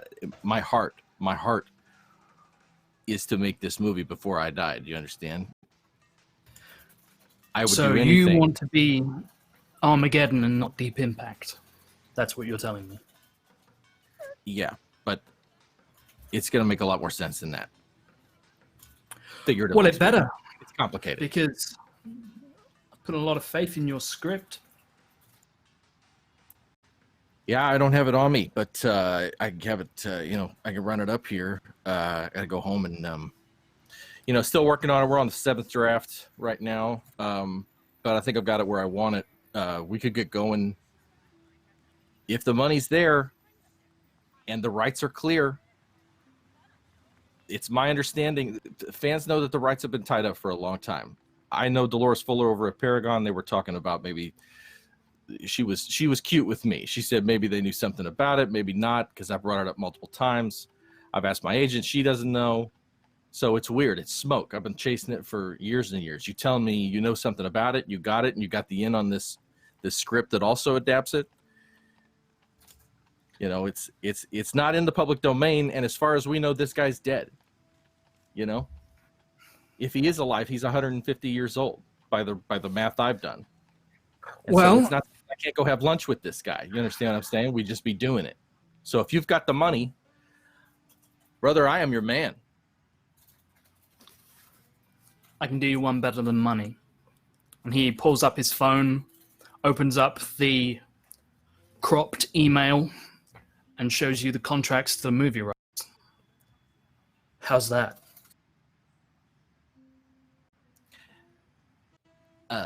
Joe Urbane does not take his glasses off very often. Okay. He's one of these film directors that wears his shades 23 hours of the day, probably sleeps in them. It's just looking at this, looking at your phone. Is that real? That's a real thing? Mr. Urbane, you've gone through 7 drafts. Once my editor takes a look at it, we'll be on 8. I expect it perfect by 9. After all, well, there are only 9 circles of hell. I'll leave you to think on it. Oh, enjoy the movie. And he clicks on the projector and walks out, leaving Mr. Urbane alone in his own private movie theater, watching a classic, original count of... I'm trying to find the movie that I dug up. It was a samurai classic. Sounds good to me. I mean, it could be an original. I mean, there's obviously, if you could think of something, but there's always like an original 7 Samurai. There you go. Not the Hollywood version, like the original. I never remember his name off the top of my head. Kurosawa. Yeah. Classic. That's it. Yeah, That like was an it. That was exactly what we said. It was Kurosawa. Yeah. So there is an original Kurosawa, and Auden will just leave him in the room to contemplate everything he just said and walk out. And he's going to go return to catch up and see where Octo and William have got to. Yeah. So let's zoom in on Octo and William. William sort of sat down. I don't know if Octo was Octo sitting on a couch. He was standing up and like propping himself up on a table after the earthquake, All right. trying to make it look like he didn't stumble. As he goes to sit down on the couch, Octo will watch him, just kind of nod his head, and once Joe and Auden are gone, he unzips his hoodie. He doesn't take it off, but like he's not wearing a shirt underneath. He just kind of like casually unzips it and like ruffles his hair a little bit.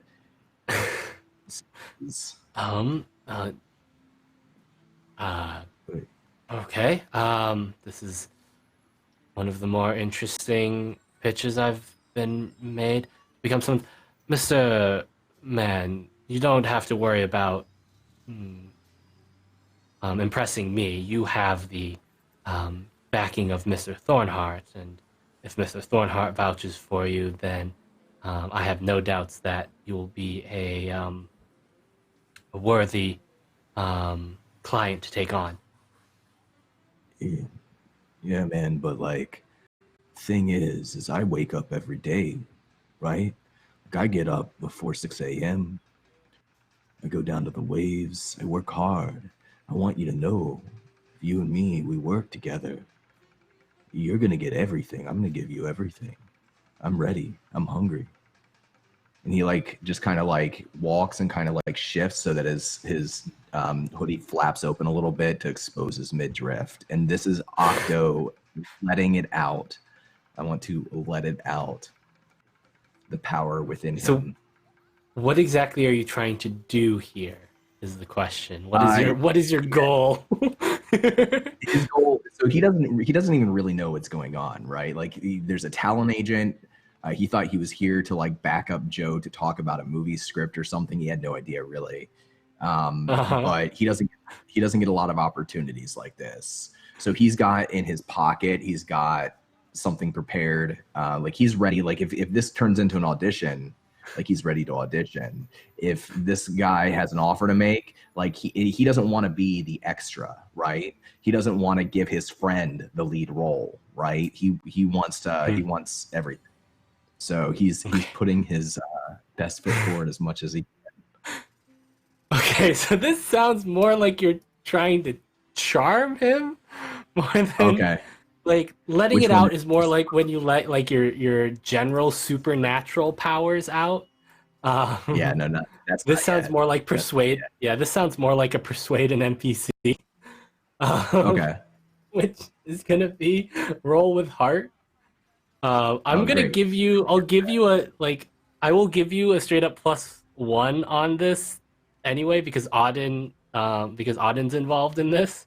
So okay. So add a +1 to whatever your heart is. I'm only -1 now. Oh, geez. Okay. A 4. That is a 4. You do have a reroll that you can use. Oh yeah, he's taking his reroll. This is everything. This is a shot.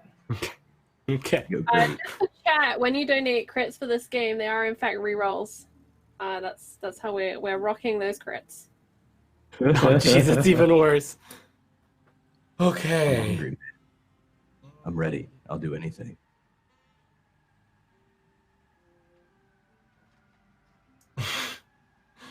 Okay, so this is a hard fail. But okay. How does he respond to this? Because he's in an interesting situation here.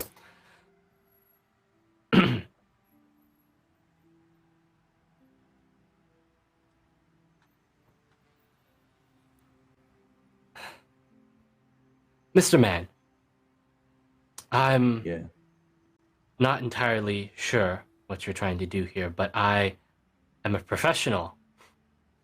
And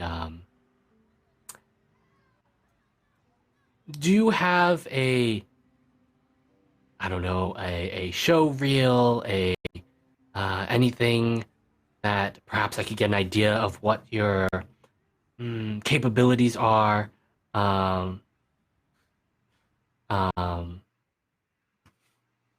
Yeah, I mean, I could. He looks down at his phone. Yes, anything that you've got.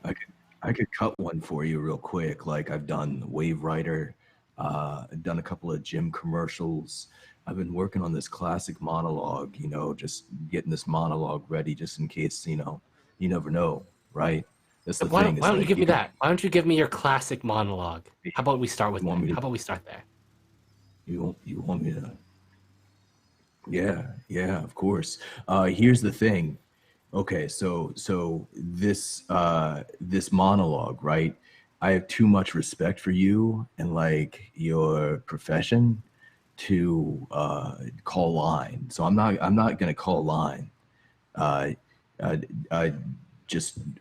it actually with me. I carry it with me everywhere I go, except for when I'm on the waves because it'll get wet. He pulls out a napkin from his jeans. It's like a bar napkin, and he unfolds it, and you probably see that there's like words written on it in like lipstick, which is his monologue. And he says, "Okay, so thing about this monologue is it's less than a minute because I had to cut it down. It's by this playwright named William Shakespeare, and he wrote Romeo and Juliet, but this ain't that. This is a play called Richard II, and so Richard is a character that I'll be playing. Richard is a king, and the thing you have to know about Richard is he didn't really want to be a king, right? He wanted people to know him, to really know him for who he was as a person. But all these other people, they just, they want to get what he has, what he was born with. And so are you familiar with Richard II? Have you seen that play before? I don't know if they've done Hollywood. Say. I have a wide field of experience, Mr. Mann. If you could perhaps go on with the bit, that would perhaps be the best way to proceed here. Looks down at his phone again. Yeah, of course, man. Absolutely. And he clears his throat and his hands are shaking as he holds up this little napkin with lipstick on it. And he doesn't look up at first. He's still wearing his glasses, even though he's indoors. Because like Joe, he doesn't often take his glasses off. No matter where, of no comfort, no man speak. Let's talk of graves, of worms, and epitaphs.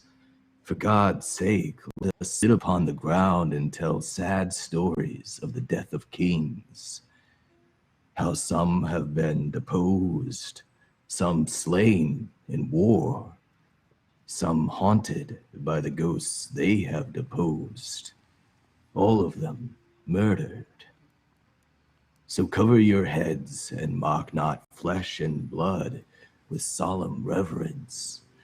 Throw away respect, tradition, form, and ceremonious duty. For you have but mistook me all this while.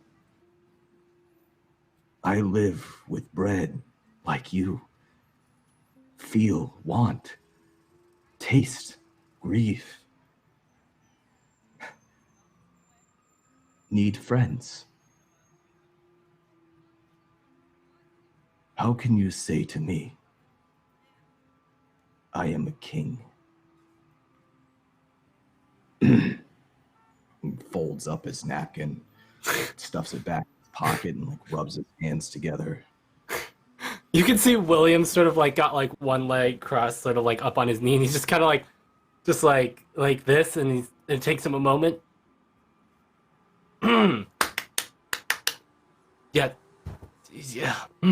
Yes, I can see why Mr. Thornhart values you so. There's a gravitas to your.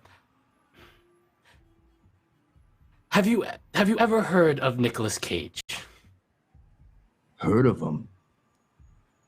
He knocked me off my board once, man, and came right up behind me. It's not you gotta stay in your lane. He doesn't stay in his lane. Yeah, I know Nicolas Cage, man. I've seen him around. You've got a real Nicolas Cage thing going on here. You look like Bradley Cooper, which is a big plus for you. But in your act, you've got a real Nicolas Cage thing going on here. And I think we can work with this. I think, you know what? Yes, I think I can work with you. I think that, looks down at his phone again. I think that we can make very good things happen. I have a strong feeling about your future. No, I told Auden this too, man. I'll do it without the shirt, with the shirt. I'm keep your shirt on. Shirt's good. Keep the shirt on. Nope, we're good. Shirt on. Good. You're the boss, man. But yes, I think yes, we can work with this. We've got a real Nicolas Cage thing going on here. He just keeps saying Nicolas Cage. I'm gonna interrupt super fast to say a massive thank you to Noir Enigma for those bits. I've turned that straight into a crit, i.e. a reroll for Don, because what a little monologue we just had. So, does that mean I'm the lead? Because Auden, I kind of got the feeling he wanted my friend to be the lead, which is cool. It's just like, man, like he gets a lot, you know. I think I can do it.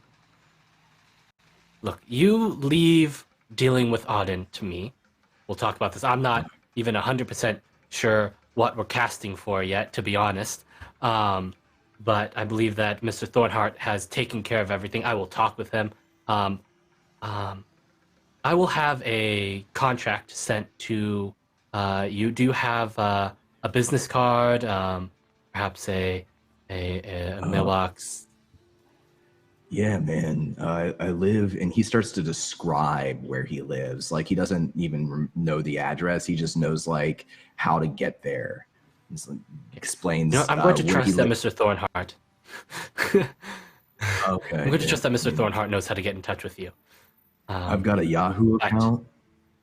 I've got a like Yahoo.com. You can send me electronic mail that way. I don't have yes. What is but I your go to the email? library. Let's get that down. Octoman. What is your email? With Octoman. So with 3 N's and a Z at the end at Yahoo.com. Octomans at Yahoo.com. Yeah. Okay. I try. Well, they have the other ones already taken. Well, Mr. Mann, I would be very interested in representing you as your agent. I am certain that you will find my terms most agreeable. I will have my assistant send you over a contract, and we can go from there. And I will talk to Auden about that lead role. I appreciate that. I just remembered one thing. I don't know if this complicates things at all, but I do have a manager already, and that contract's pretty set in stone. So I don't know if you need to talk to her, because she doesn't really like me making decisions about my business by myself. Look, let me hold up. Why don't you here? I'm going to, and he hands you his business card. It says, Okay. William Hanson, Star Maker Agency, and it's very nice, if a little gaudy, of a business card. He says, "Why? Yes, that is. I'm trying to remember the grades of business card stock. There's like it's a serious business, the grade of business card stock. But it's like the nice stock. It's all like embossed and everything. And this, look, you have your people call my people. We'll talk about it. And quite frankly, I'm going to be honest here with you, Mr. Mann. I don't think that your manager is right for you. You deserve someone who's going to let you be you. You should be able to do your own thing. That's what Nicolas Cage's agent does, and I think that you can be just as good, if not better, than Nicolas Cage. I don't know, man. I feel like she'll get real mad. You know, You let me talk to her. You let me talk to her. I'll take care of everything. Either. Oh, okay. Just like if you talk to her, you know, just make sure she knows that like it's your idea, not my idea. You know, just in case it doesn't work out. Looks down at his phone again.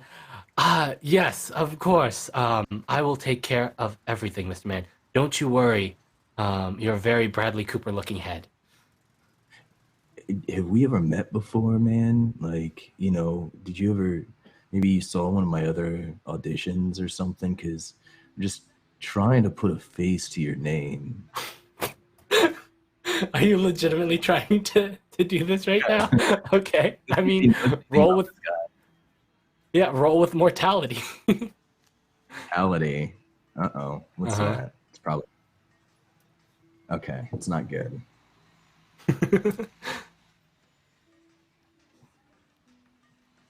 Seven. 7. Not bad. You do have a reroll if you wanted to try and reroll, but I mean that's enough to at least know what most people know about them. Right, and mark mortality if you have not marked it yet. Okay. So you've heard of Star Maker agencies. They are fairly well known. They tend to work with a lot of up and coming stars, especially those who are you know, like up and coming sort of younger stars. So they have had, you surf sort of in Venice Beach, Santa Monica, that area. You've probably been down to Huntington Beach, where the surfing is nice, and where a lot of the surfing movies get made. And you've probably seen him out there once, maybe like doing some scouting, talking to surfers for a potential surf movie they've got coming. They've got it's called Riptide. It was called Riptide, and so you've seen the agents sort of out before, sort of trolling the areas around the Huntington Beach, Venice Beach, out up past Santa Monica. You've never dealt with him personally, but you have heard of his agents. And, they have a few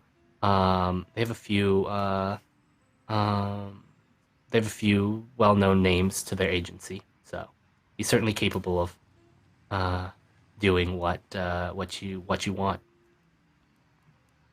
And so Octo's really excited, in the way that kind of manifests is like he has that he had a joint that Auden had given him and he hadn't smoked, and he scooped it up from the table and he's just like smoking it really hard. And as this conversation is wrapping up, probably like not leaving. I'm sorry, should I open up a window? Or... No, it's fine. And I think it's at this point that Auden, you've returned. Oh, if I'm sorry, I'm catching it. I'm so into this scene. Yeah, Auden kind of like steps.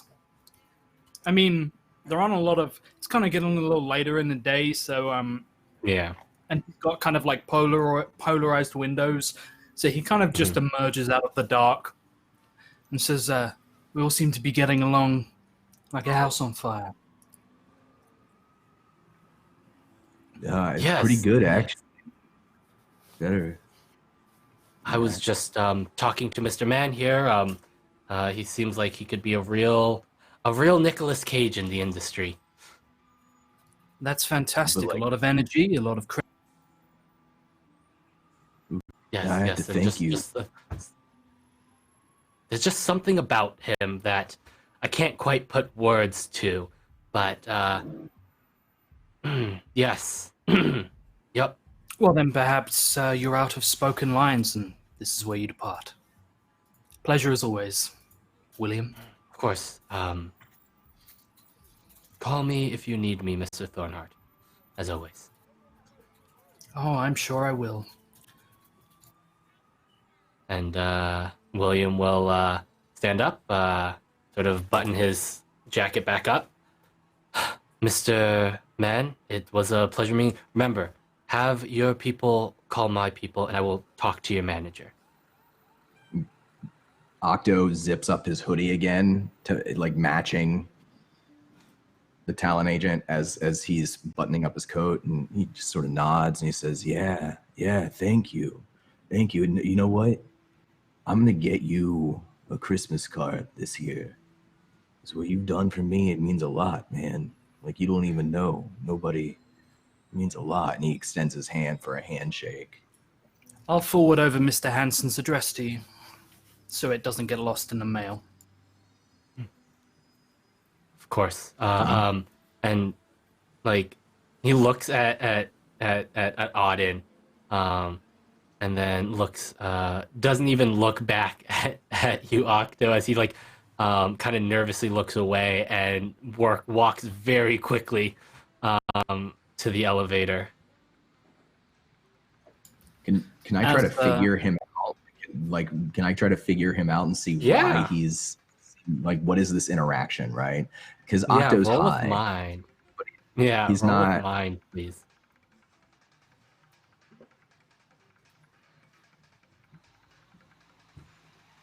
Oof. You have a reroll. I do.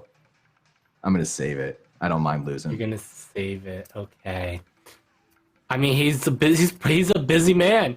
He's probably got places to be, people to see, stars to manage, Nicolas Cages to find. Man, that's As one busy. as he leaves, Auden looks to Octo, and before Joe's had his moment to come back, knowing he potentially doesn't have very long, unsure as to how fast Joe will come to a decision, he looks and says, I heard him say that his people will talk to your people. Does that mean you're on board, or do you need some time? Because so far as casting goes, it's a short deadline. Sure, yeah. I mean, like, you know, if it were just me, I would say yes, you know, especially if it was that lead role. I would Yeah, say of course, yes, but of course. I do have a manager, right? And she kind of makes all of my business decisions for me. No, You that know, makes perfect sense. Took care of me, you know. So I completely understand where you're coming from, Octo. And you're right. It's not just you. It's also I need to consider Joe's part in this if he does agree to write and produce for this. But you two seem like you have a good working relationship. I don't want to put any strain on that whatsoever, and I don't want to put words in his mouth that he'd cast you in the position. It's not for me to say. I'm more of a. Did Joe tell you that? Well, he's still reviewing the concept of taking the script, but if Joe is on board with it, then, I mean, you seem close. I imagine you'd be a shoo-in for at least an audition for the lead role. Yeah, man, he's like one of my best friends, maybe even my best friend right now. Like Well, perhaps really, you need to talk we to him. collaborate. This sounds like a perfect opportunity for collaboration, but once again, this is a passion project of his, and I'm sure it would be a passion project of yours as well. I'm simply here to facilitate direction and momentum. It's up to you two if you come to some agreement, but be that as it may, I hope you and William get along, and one way or another, regardless of if you have a working relationship or if you're just fast friends. He could really help you in the future. Yeah, I really appreciate you introducing him to me. You know, it's not, I don't get to audition for people very often. You know, it's kind of hard to get your foot in the door. You know, unless you know how to do like video editing or something, like, you know, you got to you got to jump through a lot of hoops just to be able to read some words on a page. It's kind of strange. Well, contemplate it like this, Octo. This could be a chance not to get your foot in the door to a studio, but your foot in the door, the ground floor of a project, and an elevator going straight up. Something to consider. Well, I'll make sure to do whatever I can to make you happy, man. Like whatever you need, you know, if we're doing this together, like I'm your man. Well, I look forward to working with you. You seem very enthusiastic. I'm trying to temper your expectations after all. I haven't heard Joe's response yet. And at the very least, this could be a Netflix special waiting to happen, and he might not want to make the movie. It's up to him. It's cool, man. I'll talk to Joe. I'm sure Joe understands.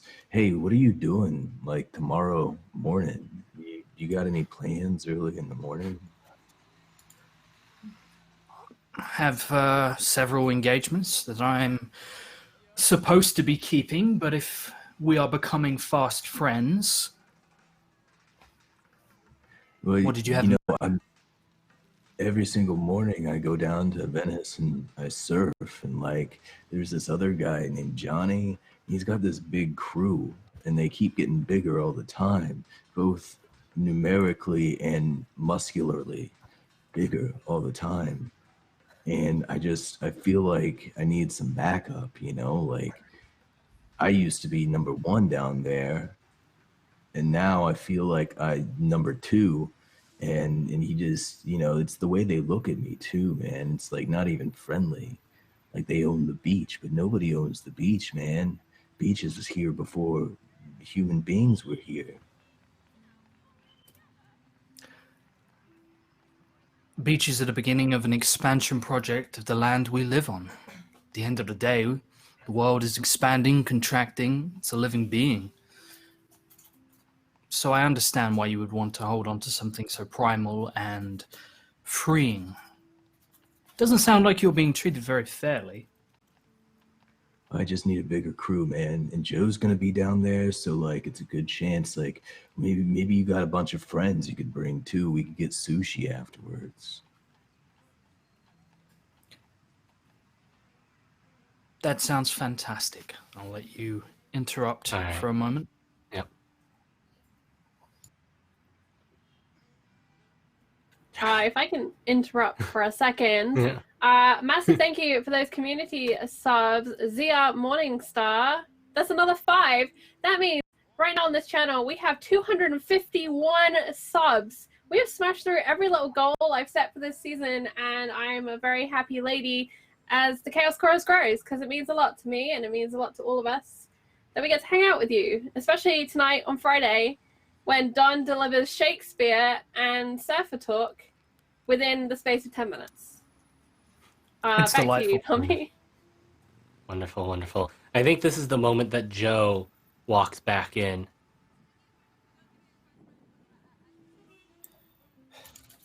Hey guys, hey, I like walk right up Mr. Urbane. to, like get like right in, kind of right up against your personal space.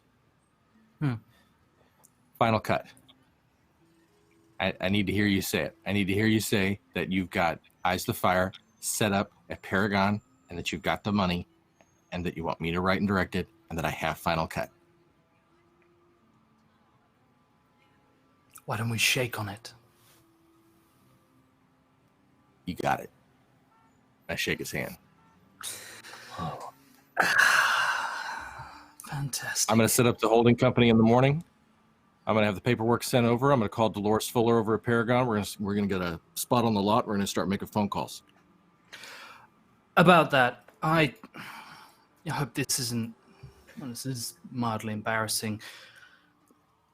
I figured it would be a good time to set up casting opportunities and these sorts of things, and I thought, what better way to get a real grips for these sorts of things than to see if there were any lots nearby that were available for shooting. And well, I have a friend who has a friend who knows somebody who worked for somebody, yada, yada, yada. And let's just say we have the lot for the rest of the week. We need to start Okay. auditioning pretty soon. Oh, sure. We'll get right into it.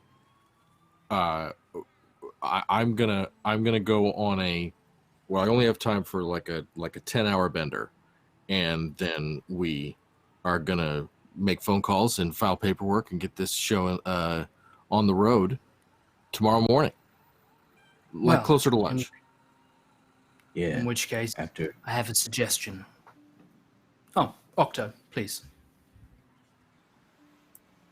What? No, this is great, man. I was just going to say, I have a map. And he walks on over to his desk, opens up, and he will pull out a map of LA recently bought. He will begin to unfold the map of LA in front of you.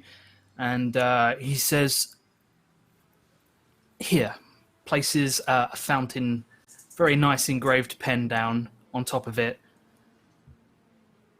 Why don't you location scout while you're on your little bender? Tell me where needs to be closed off for shooting, and I'll see it's done. Closed off. I thought we'd just get like a few stages and rent a spot on the lot and just get to work. What do you want to actually like shoot it around? You want to shoot on location in LA, like for the big stuff? I mean, it's the city of sin. It's a tale of hell. I'm talking about a teeming ocean of the dead. I'm talking about a river of filth. I'm talking about an entire circle that is a giant conical chasm with a ring going all the way around of people buried head down in the dirt that they talk to. I mean, it goes on and on. We could spend as much money as we want on this, so we're gonna have to cut nearly every corner we can. I'm not against it, but you're gonna turn this town upside down doing that shit.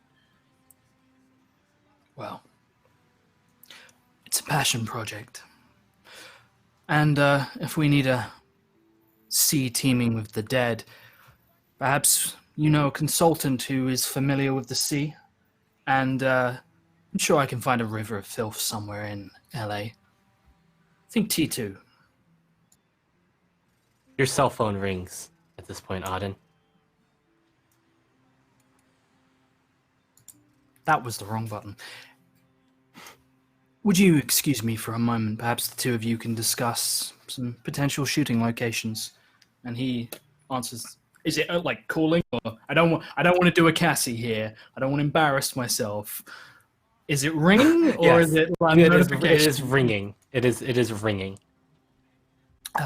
Excuse me, gentlemen. And he will walk away to one of the private rooms. Is it just me and Octo at this point? It's just you and Octo. Okay. Did you have something, Tommy? Yeah, I mean, I have Auden's phone call, but I mean, if there's something real quick that Joe's gonna say to Octo. As soon, basically the instant that Auden leaves the room, Joe begins to hyperventilate. Oh man, all right, dude. Otto gives him a hug, or he tries to.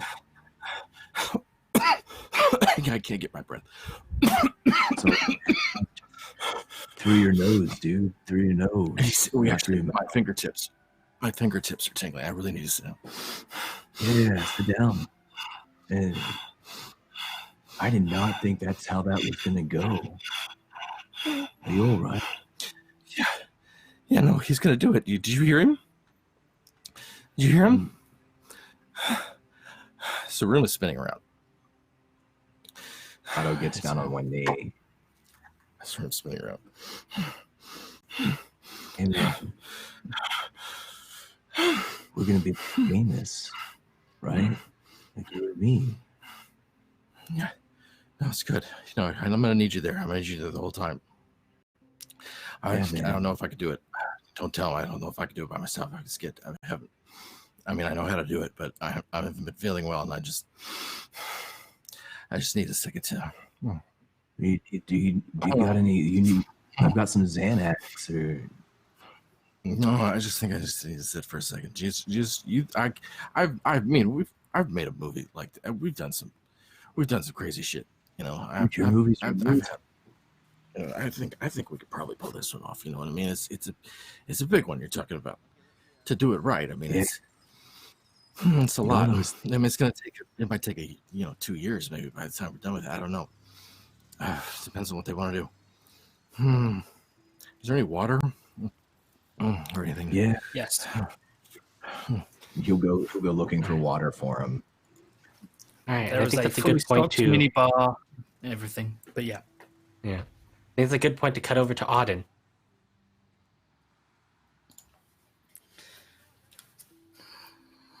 Auden speaking.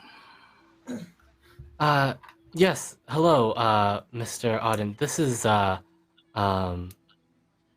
Alexandra Cadaval from Peace Grove Hospital.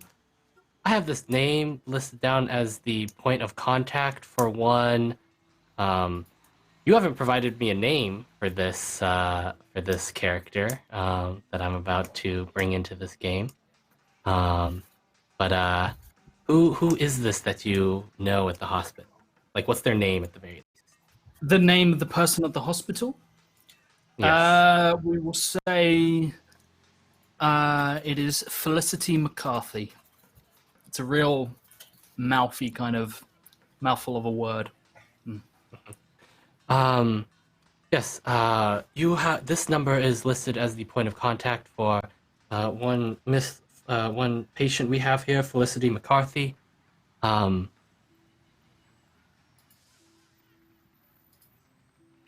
She's gone missing. I'm sorry. There was an earthquake. Perhaps the signal got interrupted. It almost sounded as if you told me that my dear friend has gone missing. No, you heard me correctly, Mr. Auden. In fact, it was soon after the earthquake that we noticed that she was gone. Have you heard from her? Let me clarify something. I ask you questions, not the other way around. What is your name? Alexandra Cadaval. I'm the head nurse right now. What you are is irrelevant. I'm going to hang up in the next 10 seconds, and I'm going to call the police. And they are going to come to investigate, and you had best pray they arrive before I do. And he hangs up.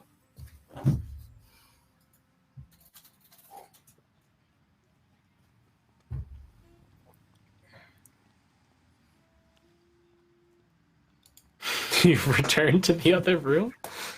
Yeah, I head back and just check that, like, if you gentlemen got refreshments, the bar is fully stocked. I didn't want to assume any drink orders or anything like that.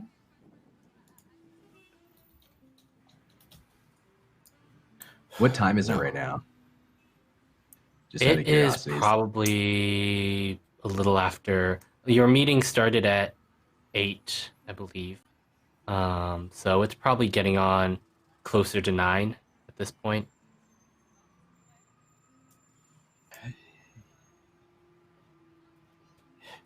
I think we gotta. I'm starving. We're gonna go to Fat Burger or something. We're gonna go get something to eat. I'm sure you got a lot to do. This has been pretty amazing, and I can't wait for tomorrow morning. Can't wait to get started. So, here, I was twisting my ankle on the way in here, so Octo's been giving me a hand really quick, just like I got you, man. I got you.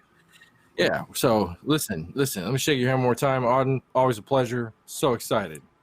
What a thrill. We're gonna make history. I have no doubt in that. All right. Cool. Hey, Auden, just one more thing. I don't want to like twist your arm or anything, man, because like I'll work for it. You know I will. But you know you need 2 leads in this movie, right? Like you got to have the lead, the guy who goes down, who has all these experiences, who learns the truth, like the truth beneath the truth. But you got to have a devil too, right? You got to have a devil. He turns and looks to Joe for a second and says, I suppose the symbolism of a devil should be represented before the rug pull. Would you agree? Devils and Elvis. They So a conquer it at the end in order to personification. transcend. Okay, so we need a personification of a devil. Potentially, yes. Pitch it to me. I know a guy. I got a friend, man, and like he'll sell your movie, man. People will watch it just because he's in it, and he sort of owes me one. And like I could talk to him, if everything works out right. Like for Joe, he gets everything he needs, and I get everything I need, and you get everything you need. Then maybe we got, my friend, is your personification. How about You're this? talking No, we don't say his name. He doesn't. Well, we can. Well, it just. What do you It's think? quite all right. How about this, Octo? Why don't we consider it a favor? And I'll see to it that he's a shoo-in for the position if Joe approves. I'll tell you, man. It's almost like.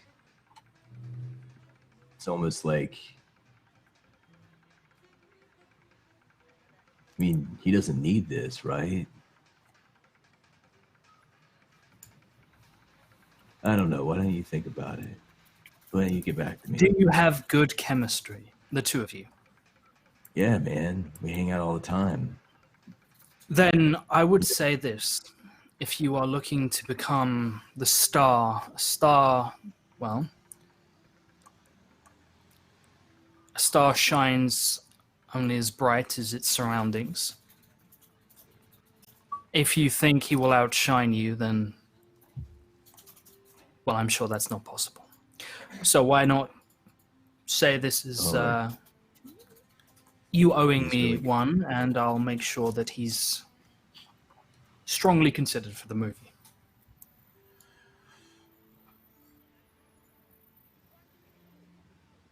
I think Octo, like, he's working it in his head. Like, how did this get away from me? Like, I thought I was doing him a favor. But then he thinks about it and he's like, no, I'm going to feel more comfortable with my friend there. Then he thinks about it and he thinks, no, he is going to outshine me. He's really good. And he doesn't really believe in himself. And finally he just shakes his head and he says, yeah, well, whatever. Sure. Well, and this whole time you guys have been talking, like, Auden's talking about, like, casting this movie and aggressively moving forward. And while he's doing it, I'd like to be, like, sipping my water and leaning against something. And I want to attempt, Tommy, to figure someone out. Okay. Which is I roll with Who are you trying to mind figure out? and Auden. All right.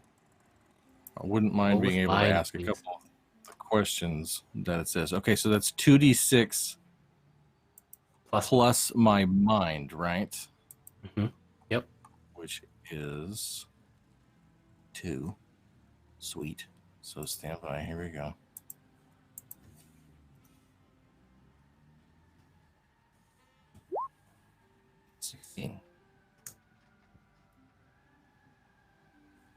I'm sorry. So no, 2d6 That's plus, right. plus 2. Yeah. 2d6 so, plus 2. Okay. Yeah. Damn. Give me what was 16. that's a yeah, that'd be ridiculous. So the first two were a 1 and a 5, so that's 6 plus 2 is 8. You do have a reroll if you would like to reroll, but an 8 is a mixed success at the very least, which would allow you to ask one question of them, but they would also get to ask one question of you, out of character. Okay. Yeah, let's do that. That's good. Let's go with that. Right. Okay. What question would you like to ask Auden out of the Good basic idea. moves list? Right. So,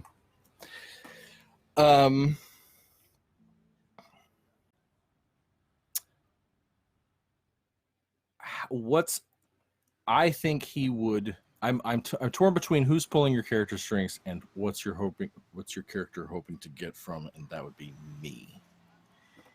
And I think I'm gonna go with who's pulling their strings. Who's pulling Auden's strings is the question. Now, you don't have to out of character, because this question happens out of character. You don't have to give an exact name. This can be a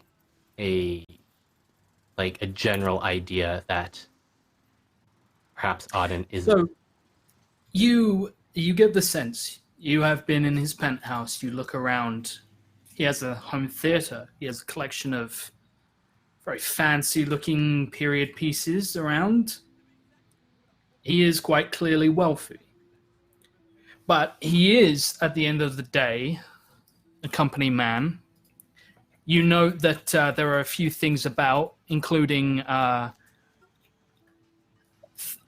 certain things like emails, businesses. Everything you've got is forwarded through Eden, as in the Eden Corporation. He seems to very much be the face, the front man of this corporation of some kind, which has tax records and all these other things. If you wouldn't want to do some digging, that kind of stuff. But like, it's probably pretty clear that he hasn't just decided as a pet project to be like, I'm going to invest a large amount of the company's capital in this venture.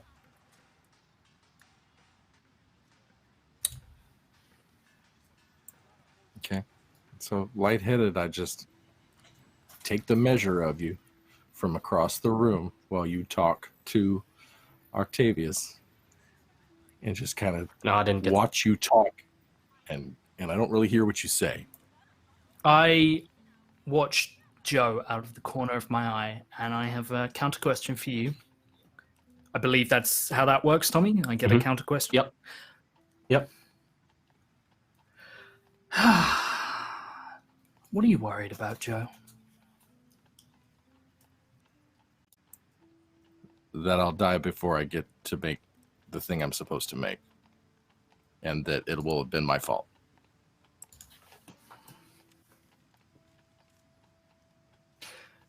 As the conversation continues on with Octo, and they're kind of like, it's kind of filtered. Like, I feel like the conversation peters out a little bit of Octo's hesitance and stuff like that.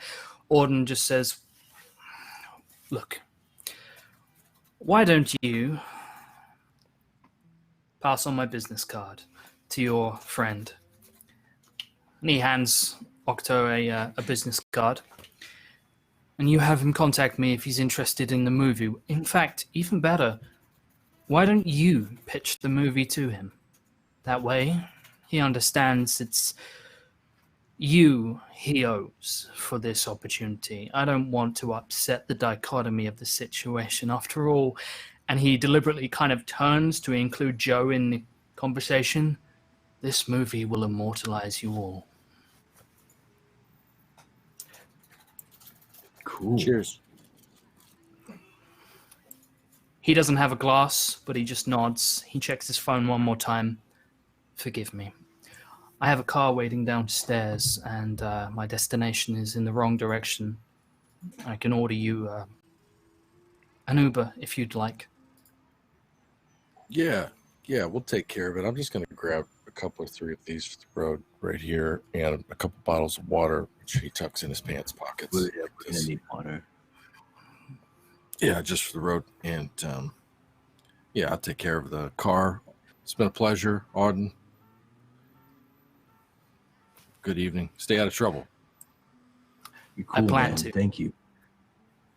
And from his phone, he will click a button, and you hear a series of locks inside the apartment as doors that you are not permitted to enter through bolt shut. And he steps into the elevator, adjusts his shirt slightly, smiles to you both as the doors close. Dude. I think that is a good point to cut away here for a moment. Fat burger? Acid? Yeah, both. My man. All right. Cassie and Ida, after you question Juniper, she has to step away. She's got to take a job. Does Cassie stay around afterwards? Yeah, I think so. Unless Ida kind of suggests she doesn't want Cassie to. No, I think Ida would just be so. When you come in to her apartment, she lets you in through the back door, which is like the little gateway to her part of the house. It's a fairly large and extravagant flat. But in the back of the house, she has basically like there's nothing in her room besides like a bed, which has just some like blankets thrown on top of it and like sheets and pillows, but they're like in disarray. It hasn't been made in forever. She's got clothes all over the floor, shoes all over the floor, like, and just not like tons of piles, but just like you can tell she just comes here to change. And everything else on the walls are these very extravagant and detailed bookshelves with all these insane looking books. So she's just gonna end up like picking some stuff off the shelf. You see she's got like piles in different parts of her room that are like kind of like thumbed through and dog-eared in certain places. And she grabs a couple more and like throws them on her bed, sits on her bed and just starts like thumbing through them. And she's got like a small couch in her room. So she's basically like if you wanted to stay, she would let you stay. But she starts like diving into some of her tomes to see if she can make some sense of all this stuff that she's recently told you. Well, what did the book say? Well, I do a lot of color stuff. Everything I tell you is based on color. So just trying to put two and two together about why some of these colors are coming up in spaces I haven't seen yet. The green that I told you about recently doesn't make sense if this is a power supply beneath the warehouse. Even if it was a power supply, the type is not something I'm used to. I haven't come across something like this. I can't tell if the green is that power supply. Maybe it was the fucking dead guy. Maybe it was you after you showed up, but your aura is not green, so I don't know. It's stumping me a bit. I don't ever feel this foggy, but it's not super clear, and that's kind of worrisome. I mean, after it blew through me, I don't know how to explain it. I've never felt that way, you know? Just the sound it made. You were afraid, right? Yeah, but it wasn't like going off the top of a roller coaster or someone pulls a gun on you. It was, I don't know.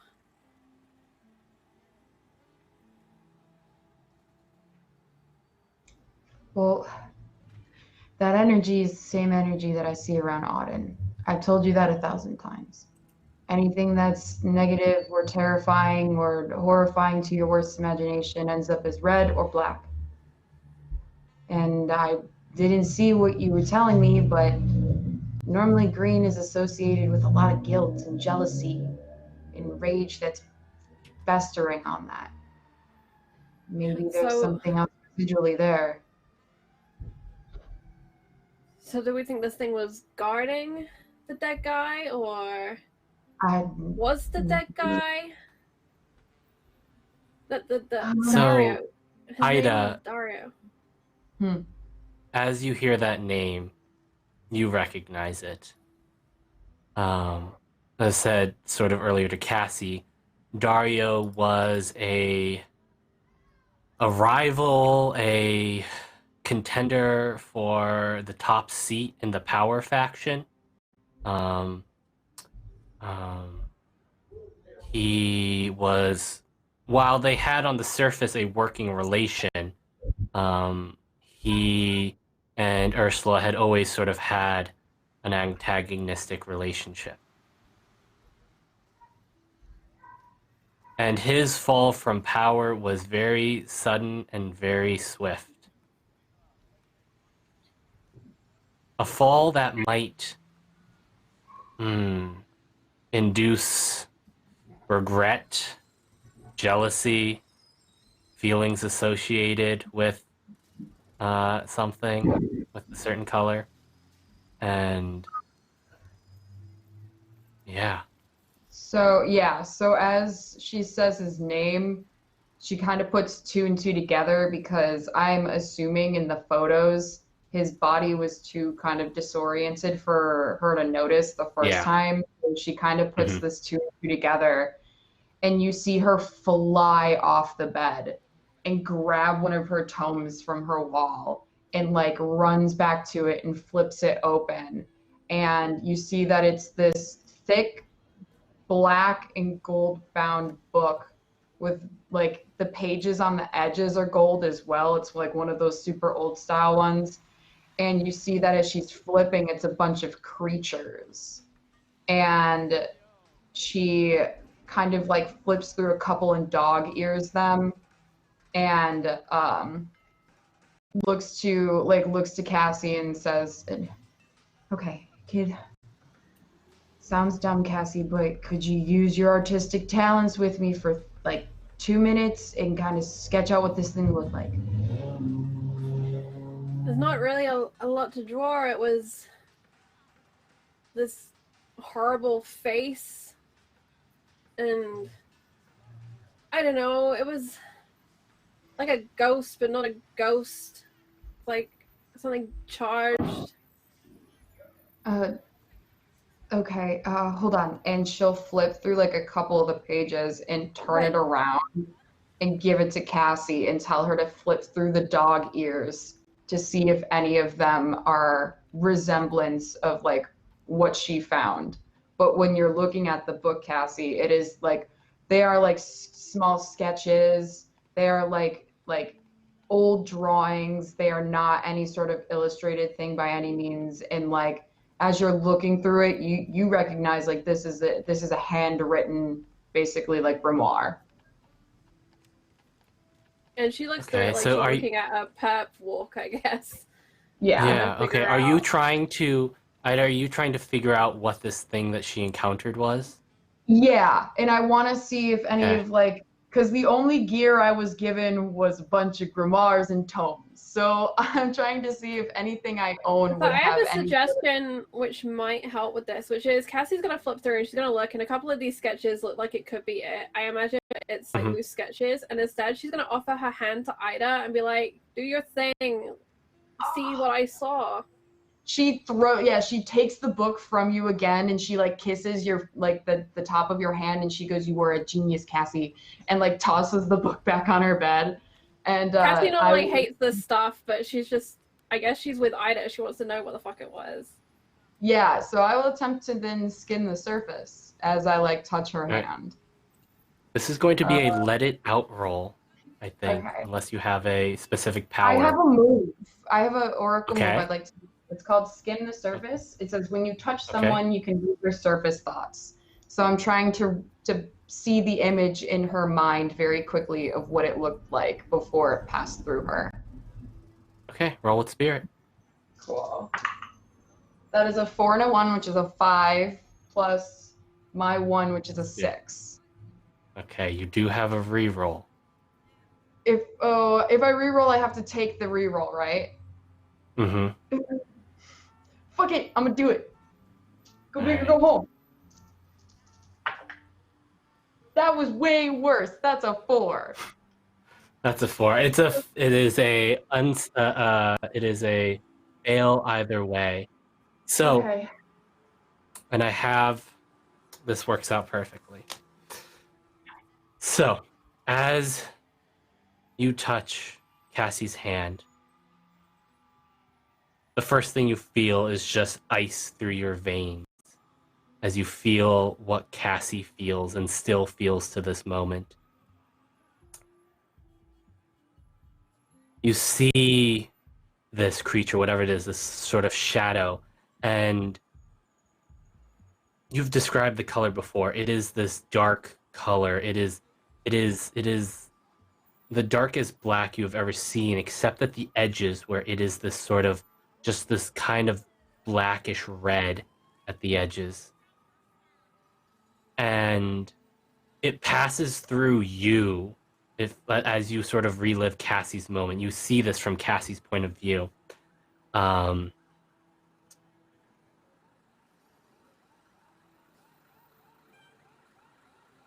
then you feel as if the veins that had been iced before are on fire.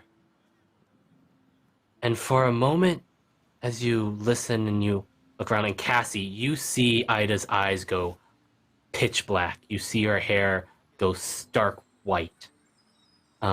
More so than when she was like there is like when she's doing her skimming thing, and then there is Ida when she's full on in a vision. Ida, you can't tell that you've dropped into a vision. You almost feel like you've woken up from a momentary dream, as if you're back outside of the Hawkeye Tower after feeling that earthquake roll due. You hear the sounds of car alarms, but you feel the burning in your veins, and as you look around, you realize you are not in that moment after the earthquake. You see fire in the streets. You hear the sounds of blaring car alarms. You see cracks in the ground where dark light seems to almost spill from. This dark light similar to the form of the shadow. And all around you, you see shadowy forms. Many of them take the forms of humans, but some of them take the forms of beasts. And it feels like hell on earth. And Cassie, this goes on for a minute, 2 minutes, 3, 4, 5 minutes pass. And then Ida goes slack and passes out. And that is where we're going to end today's session. Well.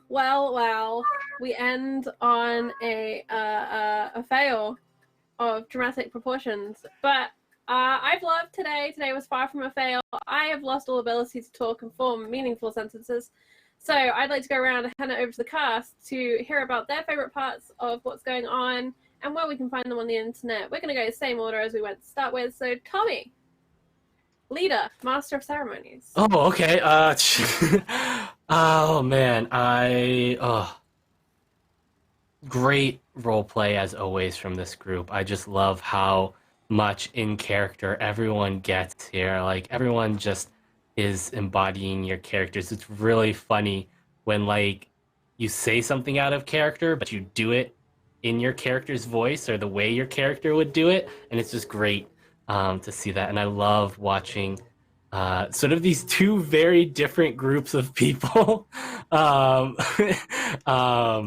interacting and sort of trying to figure out what's going on here. And I am super looking forward to next week.